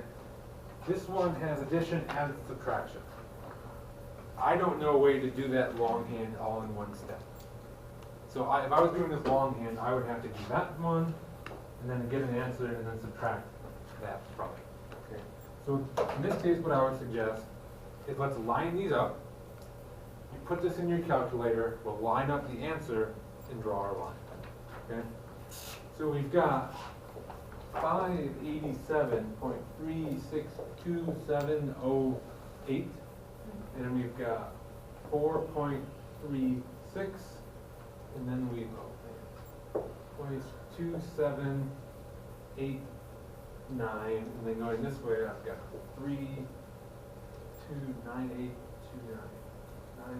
32982999829. Okay. So this is a plus, this is a minus. Where am I going to draw my line? After the 6 on the. Right after the 3 4.36. and the 2. There. Yeah. Yeah. This is where the one that ends the soonest. It ends the furthest left. And so I'm going to draw a line there, okay? So one of them, at least one of them has to have nothing on that side. If this one ended here also, then that one would have nothing over there. You find the one that ends the soonest and draw a line. Now somebody who did this math, I'm going to put a decimal place here. The decimal place for our answer is going to go there. So read me the digits going from left to right to the right of the decimal point. Going which way? Starting here, going that way. Oh, 1 second. 9. You missing your head? It's Yeah. 5, 5, 5, 5562808. yeah. And now we're gonna start here and go this way, reading backwards basically. 1, 3, 3, 8, 2, 9. I think it's 45, not 55, because I did 6 minus 2. Actually, you 45, not 55. I think you're 9 is fine. How's that, Bob, if you subtract it? Yeah. good. She's saying it's 3 plus 3 is 6. 0. Oh, Minus it'll be 2. 4. Yeah. I have the decimals. I did that by hand, but I don't have the front part of my hand. Yeah, that's So somebody put in their calculator. That's what I did, and that's what it came up with. Let's try it again. I think what it is when you add the 2 6s, you have to carry the 1 over. Yeah. So then Oh, it's, something down here is affecting it, Yeah. right? yeah, the 6 is on the left Yeah, side okay. of that line. That's It was 55628. That looks like a 1, 3, 3, 8, 2. Like, I was trying to read what I erased. 8, 2, 9. 2, 9? 9. No, No, you're after right. the 2. You're right, and then there's just a 9. After the 2. Ah, there. Okay. And it is negative, correct? Yes. Okay. Is it possible to just, like, after you've done that, just ignore everything to the right side of the line and add that and subtract it? We don't know whether this is going to round up or down. Oh, okay. So we have to do the math to figure out whether this is going to round up or down. So that 5 is gonna be affected? That 5 is going to be affected, right?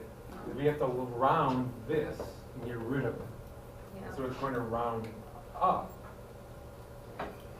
Negative 92833 what? 6. 6. And now there's nothing after that. So now I'm going to hit the button and pray that the number up here is this. Yeah. 8. Good job.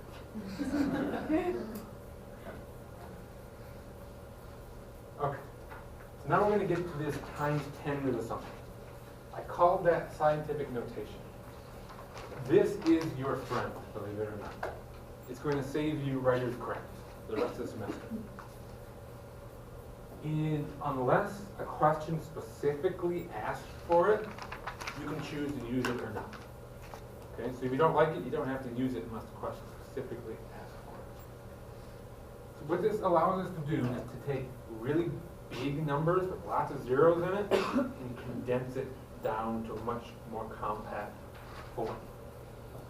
It's always going to be in this mold. There's going to be a number that is between 1 and 10. That's important. Between 1 and 10. It cannot be 0.8, and it cannot be 10.5. It has to be between 1 and 10, and then it times 10 to a number. And that n is an integer. What is an integer? Say it again? Say it again? Counting numbers?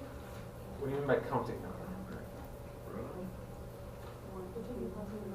Yes, yes. So what's another way you could put that? It's a whole number, okay? It's a 1, it's a 2, it's a 3, it's a 589. But it's not 400.5, okay? It's not 0.1. It is a whole number. There's no decimal places there. So you have a number between 1 and 10 times 10 to the integer. And it can be a positive number or it can be a negative number. And we'll see how that affects things. If you're starting with a number, you're going to move the decimal point to the right of the first non-zero. Okay? And we'll see examples of this. Whether it's you have to move it to the right or you have to move it to the left, just take it wherever it is and stick it to the right of the first non-zero. So if I have 183, where is the decimal point currently? It's behind the 3, but normally in math we don't write it, correct? Unless we're using it for sig figs. Right now it's here. If I write it, move it to the right of the first non-zero, where is it going to be now? After the 1. So our value for C is 1.83. That's the first part of it. Now we have to figure out what our value of n is. And it's just counting. You count how many places you move 0. It was here. We went 1, 2. So n is a 2. And now we have to figure out whether it's positive 2 or negative 2. Be a negative? Positive? If you move it to the left, it's actually going to be a positive number. Okay? And mathematically it makes sense. So if we take this, and we go 1.83 times 10 to the 2. If you put that in your calculator, 10 to the 2 is 100. So if you go 1.83 times 100, you get 183. You get that. Because the number we started with is bigger. We started with 183. We ended with 1.83. So in order to get back to where we started, we have to multiply it by a big number. And 10 to the 2 is a big number. 10 to the negative 2 is a little number. That's going to make it smaller. So when you move a decimal place to get the scientific notation, if you go to the left, it's a positive number. If we have to take it to the right, then it's a negative number. So here's some examples. We got 3,245. Okay? Do we have to move the decimal point to the left or the right? We're going to move it left. We're going to take it from here to here. So we're gonna move it left. And so how many places did we move it? 3. We moved it 3, 1, 2, 3. And so what is that number in scientific notation? 3.245 times 10 10 to the third. the third. Right. It's now, I said, the purpose of this is to write less. Did we write any less? No, we wrote more, right? We wrote it. Now we had to write a point and then a times 10 to the third. We saved nothing. We made ourselves more work. Where this comes in handy is when you have a bunch of zeros. Okay? So, if I'm going to move the decimal point here, am I going to have to move it to the left or to the right? Right. To the right.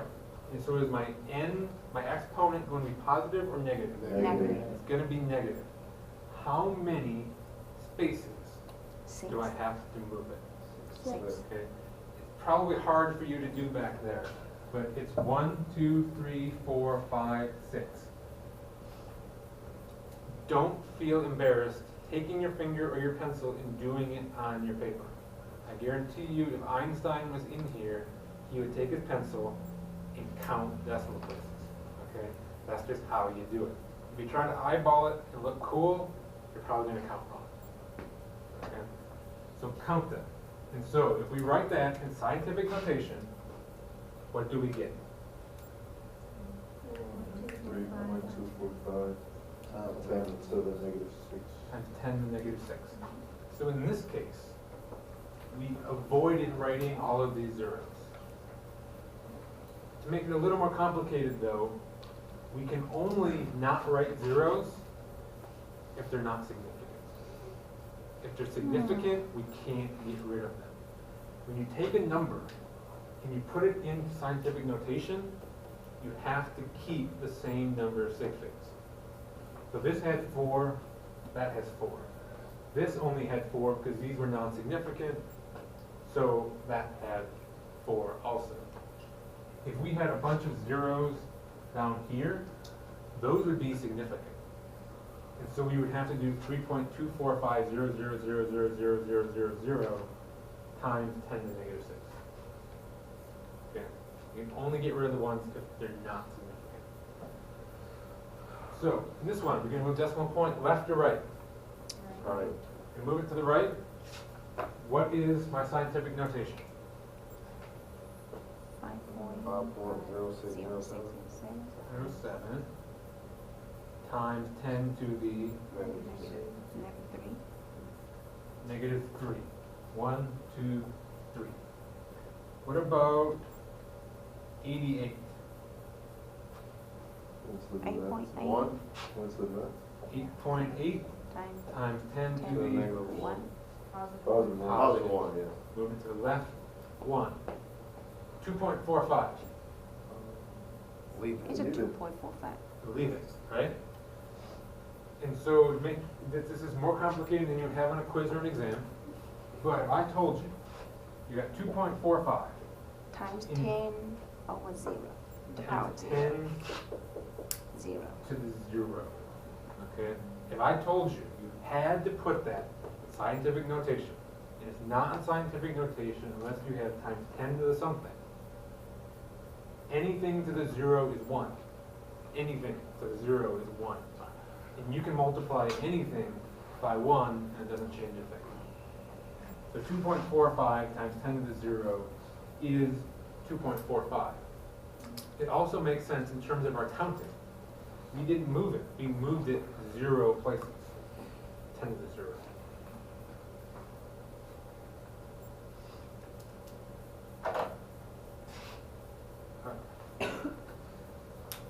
You're going to have to do scientific notation in your calculator.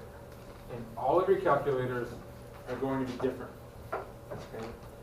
It's up to you to make sure you know how to do scientific notation in your calculator. If you can't figure it out, I'd be happy to help you, but it's your responsibility to figure it out whether it's on your own or asking me. Okay? If you don't know how to do this in your calculator, you're going to have problems. You can either, if you have no idea what you're doing, you can put this into your calculator. And in order to make sure stuff doesn't go wrong in your math, do yourself a favor, put the whole thing in parentheses. If you don't do that, weird stuff's gonna happen, okay? There's a lab, I think it's about in the middle of, no, it's like the 4th or 5th week of the semester, okay? You're gonna be doing a lot of math with scientific notation. And people are going to start beating their heads against the wall because they're not getting the answer that they're supposed to get. And it's gonna be something like that, okay? So this is the longest, hardest way to do it, but at least you're guaranteed to do it correct, okay? Some other calculators will have a button that says EE. When you hit EE, that means times 10 to the. So if I wanted to put this into my calculator, I could put 3.245 EE3. And that means 3.245 times 10 to the third. Some of them will have this EXP. And it's possible that when you hit the EXP button, it's actually going to come up 3.245 E to the 3. Maybe it'll be EXP3. You have to figure out what your calculator does. The thing to keep in mind is do not use the button that is a lowercase e. That is something very, very different. Something that we will not use in this class, okay?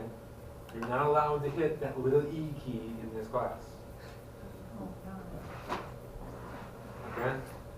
That has something to do with natural logs, which has nothing to do with this class.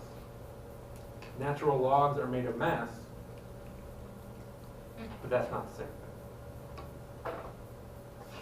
Is the E or the EXP button, is it interpreted in another format on the calculator, or is it a separate setting that you have So to you got find? an E. Yeah. So Oh, right there. yeah, right there. So the second that is E. Is that the same thing as EXP? Yes. So, Oh, okay. so yours is E. Yours is an EXP. Oh, got it. Thank you.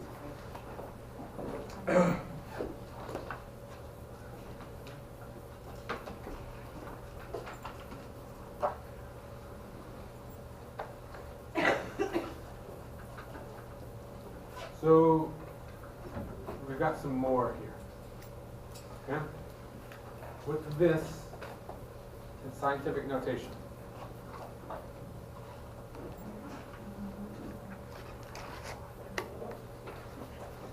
Where's the decimal point going to end up? Behind the 9. So we've got to move it 1, 2, 3, 4, 5, 6, 7, 8, 9. So it's going to be up here. Yeah. All you did is you moved it. All the zeros are significant, so you can't get rid of them. This one, you can move it there. That one, you don't have to change. You move it 1, move it there. These zeros, are they significant? No. So it'll be 2.998 times 10 to the 1, 2, 3, 4, 5, 6, 7, 8. Why are those not? That's not correct. Because the two at the top of the 5, 5 are. It's to the right of the decimal point. If zeros are to the right of the decimal point and the non-zero, they're significant.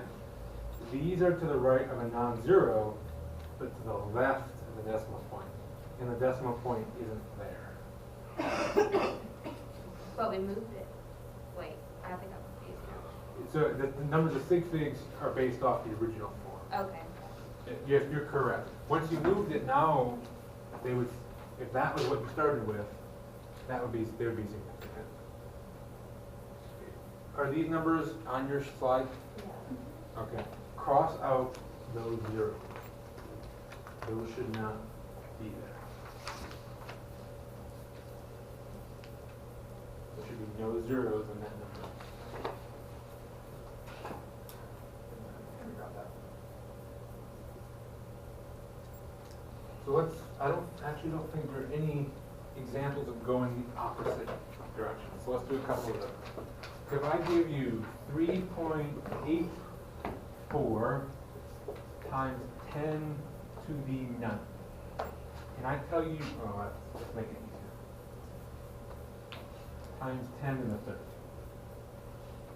Can I tell you to write that in expanded notation or non-scientific notation, normal notation, however it's written? How would you undo that scientific notation? At Go 1 over 0 those there. numbers. Move it to the right 3 places. Because it's a positive, that means we moved it to the left to get it where it is. So to undo it, we're going to move it to the right. So I'm going to move it 1, 2, 3. But there's nothing there. So I'm going to have to put in a 0 to hold that place. So we've got 3, 8, 4, 0. Is there a decimal place here? Yes, I've got a yes and a no. yes, I mean, you just put it there. because you moved it. So it's not there. Okay, let me rephrase it. The decimal point is there. Mathematically, it is there. Do we write it there? No. No. No. There we go. There's 3 sig figs here. Mhm. There are 3 sig figs here. If I write it there, we now have 4. Okay. Why is it that the decimal place doesn't go there? Exactly. If we write it there, we now have 4 sig figs. But we started with 3. We can't change the number. So we can see it as whatever the amount of sig figs we started with, that's what we can determine if it has a decimal or where it goes. Correct. Undoing scientific notation, you can also do this in your calculator. If you put 3.84 times 10 to the 3rd in your calculator, it's going to give you that. Okay? But it'll be wrong. So We you- write that. Well, it would give you that. In this case, it's right. I know it's right, but like if we wrote it without a decimal, it would be wrong, right? No, in this case, without it, it's Oh. correct. Oh, okay. So when we're undoing scientific notation, we don't even need to do that by hand, we can just put it in a You can calculator. put it in your calculator. Okay. I think what you were getting is if we started with that, and you put that in your calculator, it's going to give you that, which is wrong. You have to manually come in and put that decimal point there. Because here we started with 4. Sig figs. We have to have 4, yes. Yes. So let's do one the other way. Say we've got 5.8 times 10 to the negative 4th. You have to undo that. You can put that in your calculator. It's going to give you a number, okay? But that's easy. Let's do it the longhand way. Move the decimal to the left. I'm going to move it to the left. Because it's negative, that means we went to the right to get it here. To undo it, we have to go to the left. So I'm going to go 1, 2, 3, 4. There's 1, I did 3 more. So I'm going to put zeros in as fillers, and now my decimal point is there. So I've got point 0, 0, 0, 5, 8, and we never put a point without a 0 to the left of that. Okay. So how many sig figs did I start with? 1. 2. 2, Oh. 5 and 8. Oh, okay, I see you have this. Okay. Sorry. And how many do we have here? 2. 2. These zeros are not significant. The purpose they serve is to put the 5, 8 where they belong. Because if the 5, 8 were over here, that's a different number, right?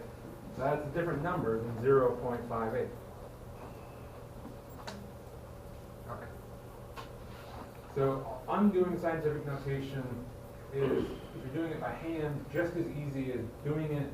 If you're doing it by calculator, it's a whole lot easier.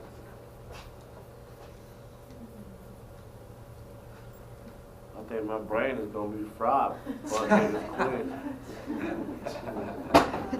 We just got one, we got a couple more things. The review is gonna be quick and easy because there's no math involved for the quiz, so there's no math on the quiz. We can do math, the scientific notation, okay? And it looks, that probably looks horrendously scary. It is very easy, actually, okay? If you multiply 2 numbers in scientific notation, you take these 2 numbers, multiply them together in your calculator. You go 4 times 1.5 is 6. And then you take the exponents and you add them together. 6 plus negative 3 is what? 3. And so your answer is 6.0, you have to have 2 sig figs, times 10 to the third. Okay? If you're multiplying, multiply these numbers, add the exponents. If you divide, you take these numbers and you do the division just like you normally would. What's 4 divided by 2? So we've got 2.0, and then you subtract that exponent from that exponent. So what's negative 2 minus 3 times 10 to the negative 5? It's not hard.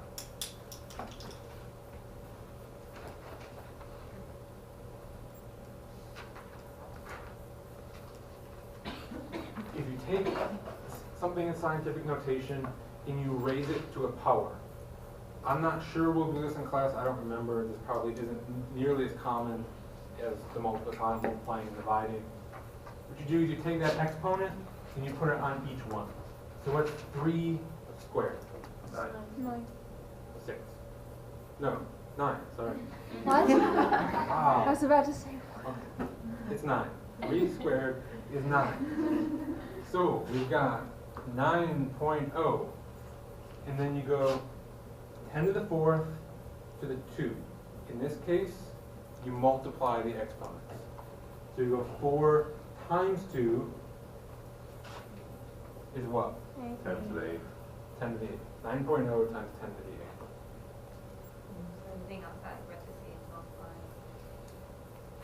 Correct. And I don't think there's a slide on. No, there's no slide on adding and subtracting.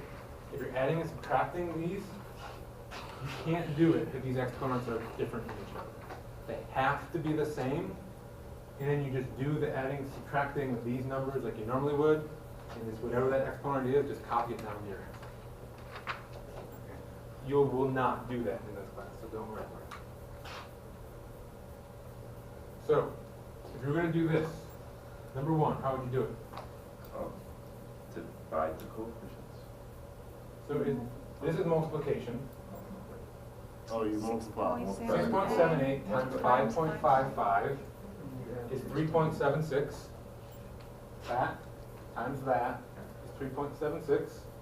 And then 3 plus negative 4. It's negative It 1. should be negative 1. Is this number on your? Then you move the decimal point there. Yeah. So you multiply that and that, and you're actually going to get 37.6 times 10 to the negative 1. But that is not between 1 and 10. So we've got to move it 1 more. So we take that from negative 1, we add 1, it goes back up to 0. 3.76 times 10 to the 0. But that's more complicated than you'll have to worry about. Oh, okay. So, which way do you write it? They're both, if the answer is in scientific notation, that is in scientific notation. It's not, scientific notation is not correct with 37.6.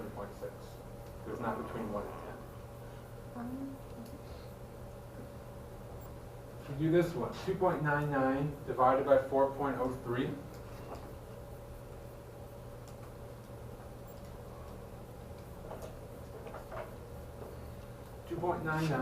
divided by 4.03. 1.20 times 10, negative 14. Say it again. 1.20 times 10, I think it's the other negative way 14. around. 2.99 divided by 4.03. In the calculator, it says 0.7419. Yes. 7419. And then there's, okay, so we got that. And now we have our exponents. We've got negative 9. If we're dividing, we subtract. Negative 9 minus negative 6 is like adding 6. Negative 9 plus 6 is negative 3 times 10 to the negative 3. But that is not between 1 and 10.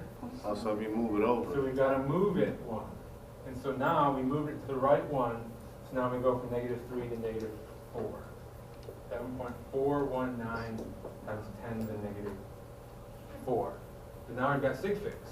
but 6 minus 9 is, oh, You gotta add it. 9 minus negative 6, so it's double negative. So it becomes negative 9 plus 6. and why does it come plus 6? Because we subtract that number from that number. When you subtract a negative, it's like adding a positive. So we've got 3 sig figs. Our answer can only have 3 sig figs.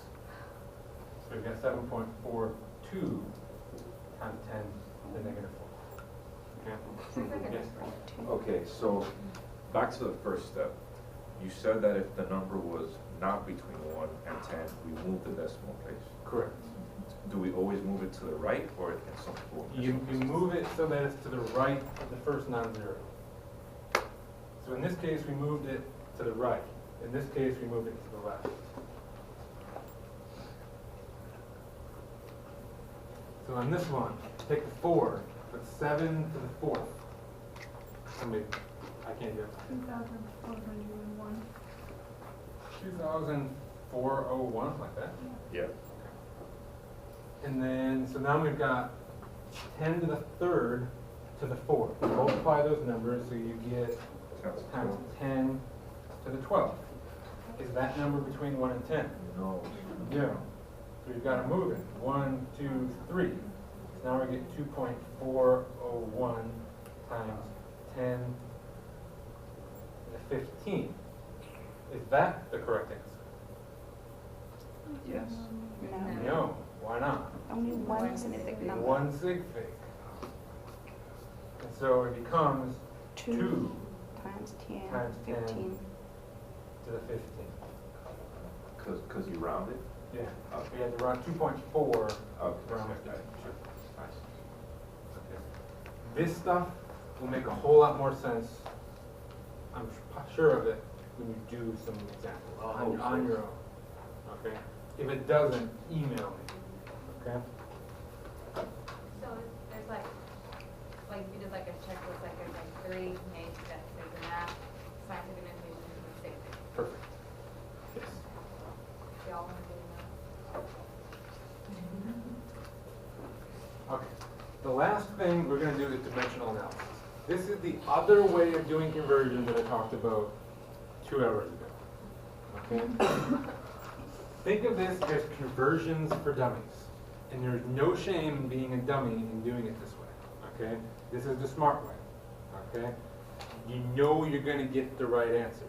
If you start throwing out numbers because you think you know what you're doing, probably going to do something wrong along the way. Okay? Dimensional analysis, you don't even have to know what the heck you're doing in the problem to get the right answer. All you have to know is the process. There are 2 ways you can write it out. I use a grid method. Okay? The slides that I started all of these with, even though they're now basically nothing like they started with, they use a different method. It looks like that. Okay? You can do either way you want. Okay? I'm going to teach you my grid method. Okay? To me, this makes more sense. This is what I'm going to do on the board. Okay? But if you want to, you can figure this out. It's actually the same thing mathematically. You're welcome to do that. So this is a conversion problem. Convert 2 inches to centimeters. You could do it the same way we were doing it at the beginning of the class. But let's say that didn't make any sense to you whatsoever. If you use dimensional analysis, you don't have to worry about numbers. Numbers will fall into place. All you have to do is worry about units. So what you do, you take the number you're starting with. In this case, it's 2 inches. And you write 2 inches. I'm going to abbreviate inches IA. And then you draw across like that. And always, always, always, whatever the unit is here, it's going to be there. Always. If you go one step, that unit's going to go there. And then up here, this is the unit you're going to. And when you write a unit above another unit, you have to have a conversion factor between the two. So what unit are we trying to end with here? Centimeters. And do we have a conversion factor between inches and centimeters? Yes. Yes. So I can write centimeters here. When you do this grid, the grid can be as many grids long as it needs to be. It can be 20 long. Okay?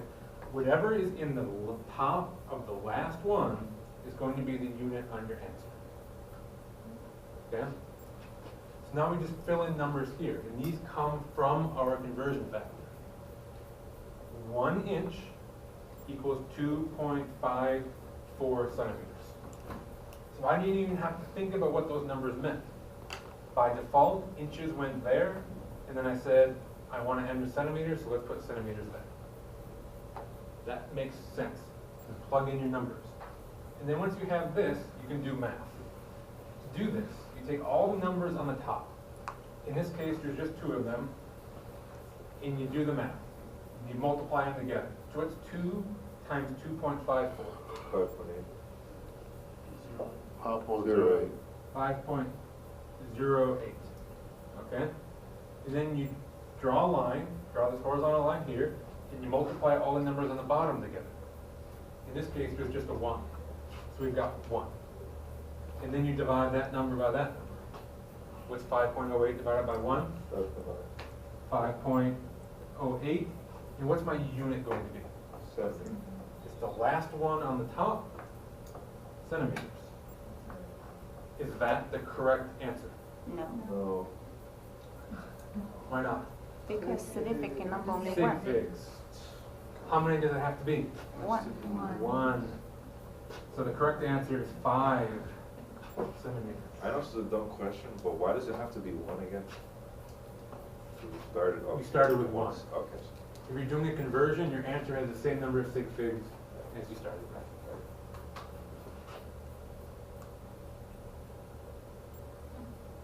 Basically what happens is these units cancel. And so if you get a long one, you get cancel, cancel, cancel, cancel. At the end, there's just 1 that is not canceled, and so it's left over at the end. And so you can get from point A to point B by just following rules. Just whatever you do, cancel units as you go, and you end up with the right unit at the end. So here is a bigger example with multi-steps. Okay? So it says how many inches are in 2 kilometers? And so the very first thing you got to do is figure out what number you're starting with. What number are we starting with? 2 kilometers.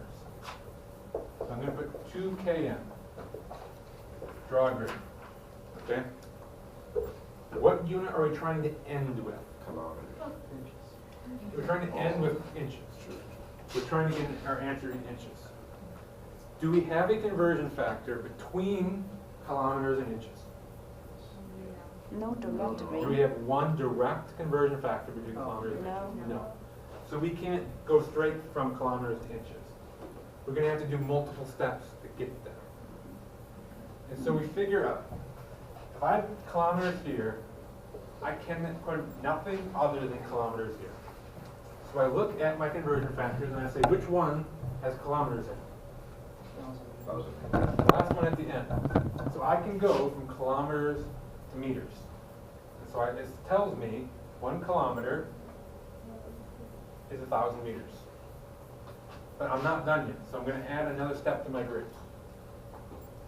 Meters is there, so I have to put meters there. I have no choice. So what conversion factor do you want to use next? Centimeters. I can go from meters to centimeters. So I'm going to put centimeters here. And that tells me that 1 meter is 100 centimeters. Am I at my final unit yet? No. So I'm gonna add another one. What unit has to go here? Centimeters. Centimeters. Now what conversion factor can I use? Inches. Inches. That tells me that 2.54 centimeters is 1 inch. Am I now in my correct unit? Yes. Yes. And so I can stop adding segments here. I can cancel my units. All I'm left with is inches. So I multiply everything on the top. That's 2,000 plus 2 zeros. 200,000. On the top, I just multiplied all those together. I got 200,000. On the bottom, 1 times 1 times 2.54 is 2.54. It's 200,000 divided by 2.54. 78740.157.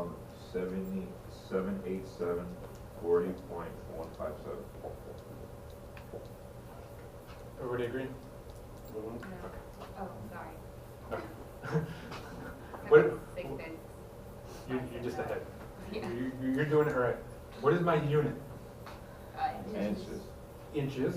It's the last one here. Now, sig figs. How many sig figs do we need to have? One. We start with 2 kilometers. We take that and make it 1 sig fig. Put an 8. Is that correct? Yes. No, It doesn't feel like it. no, No. that's my We point. can't just get rid of all this stuff. Times 10 to There are just 2 ways you can do it. You can either do the times 10 to the, and so in this case it would be 1, 2, 3, 4. So it would be 8 times 10 to the 1, 2, 3, 4th inches. Or you can do non-scientific notation, in which case it would be 8, 0, 0, 0, 0 inches. Those zeros are not significant. So it's still 80,000. That's very close to 80,000. We now have 80,000 with 1 sig fig. Okay? Use this, okay? This will get you where you need to go. Okay?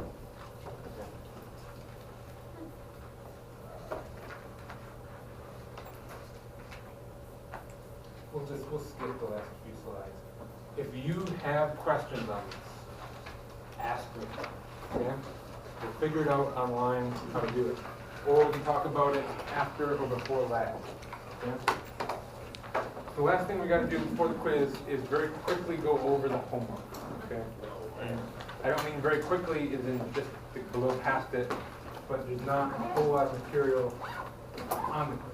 Because I'm not gonna go through the entire periodic table list. So we go into modules, and let's look at the online homework. If you haven't done this yet, make sure you do it by midnight. Okay? After midnight, it's going to close on time. You won't be able to.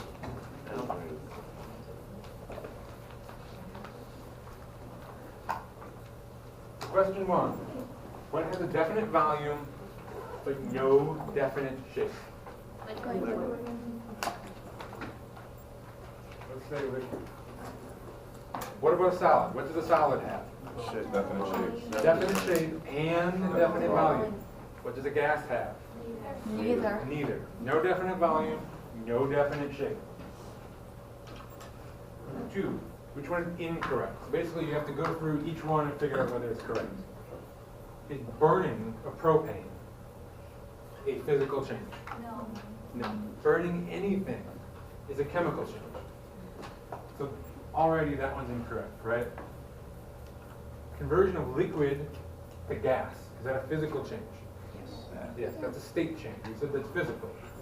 Cleaning the grill. So all you're doing is you're taking a steel brush and you're knocking the junk off the grill. Physical change. That's a physical change. Cooking of meat is a chemical change. True or false? True. It's true. You're changing the proteins on there. Digestion of your meat involves both physical and chemical. Yes, True. they're chewing. True. You chew it, it's a physical change. But when it comes out the other end, it's nothing like it went in. So that is true. So the first one is incorrect. If you have at least two substances, and you can separate them using a physical process, what is that? That is a mixture. How would you explain a compound?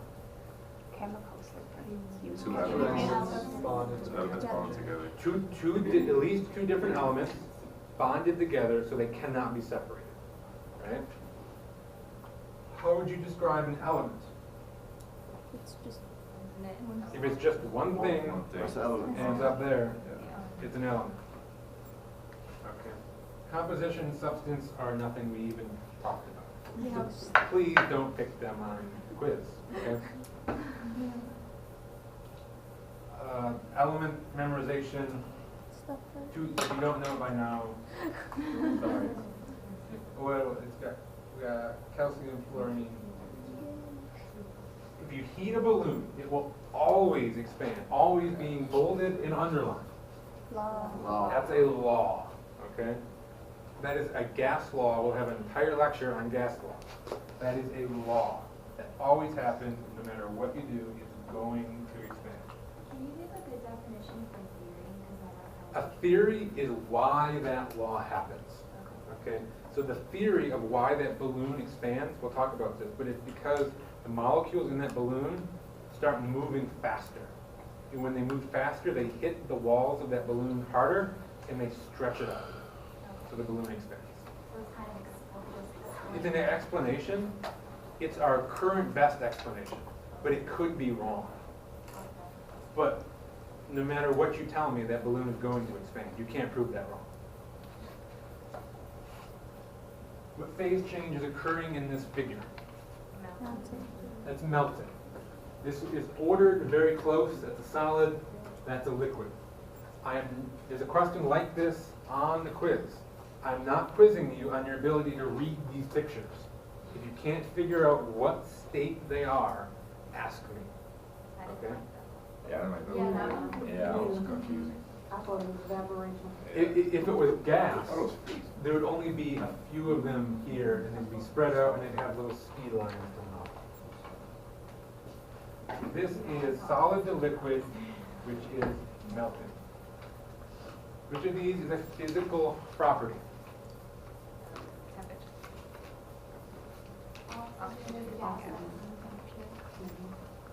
Right.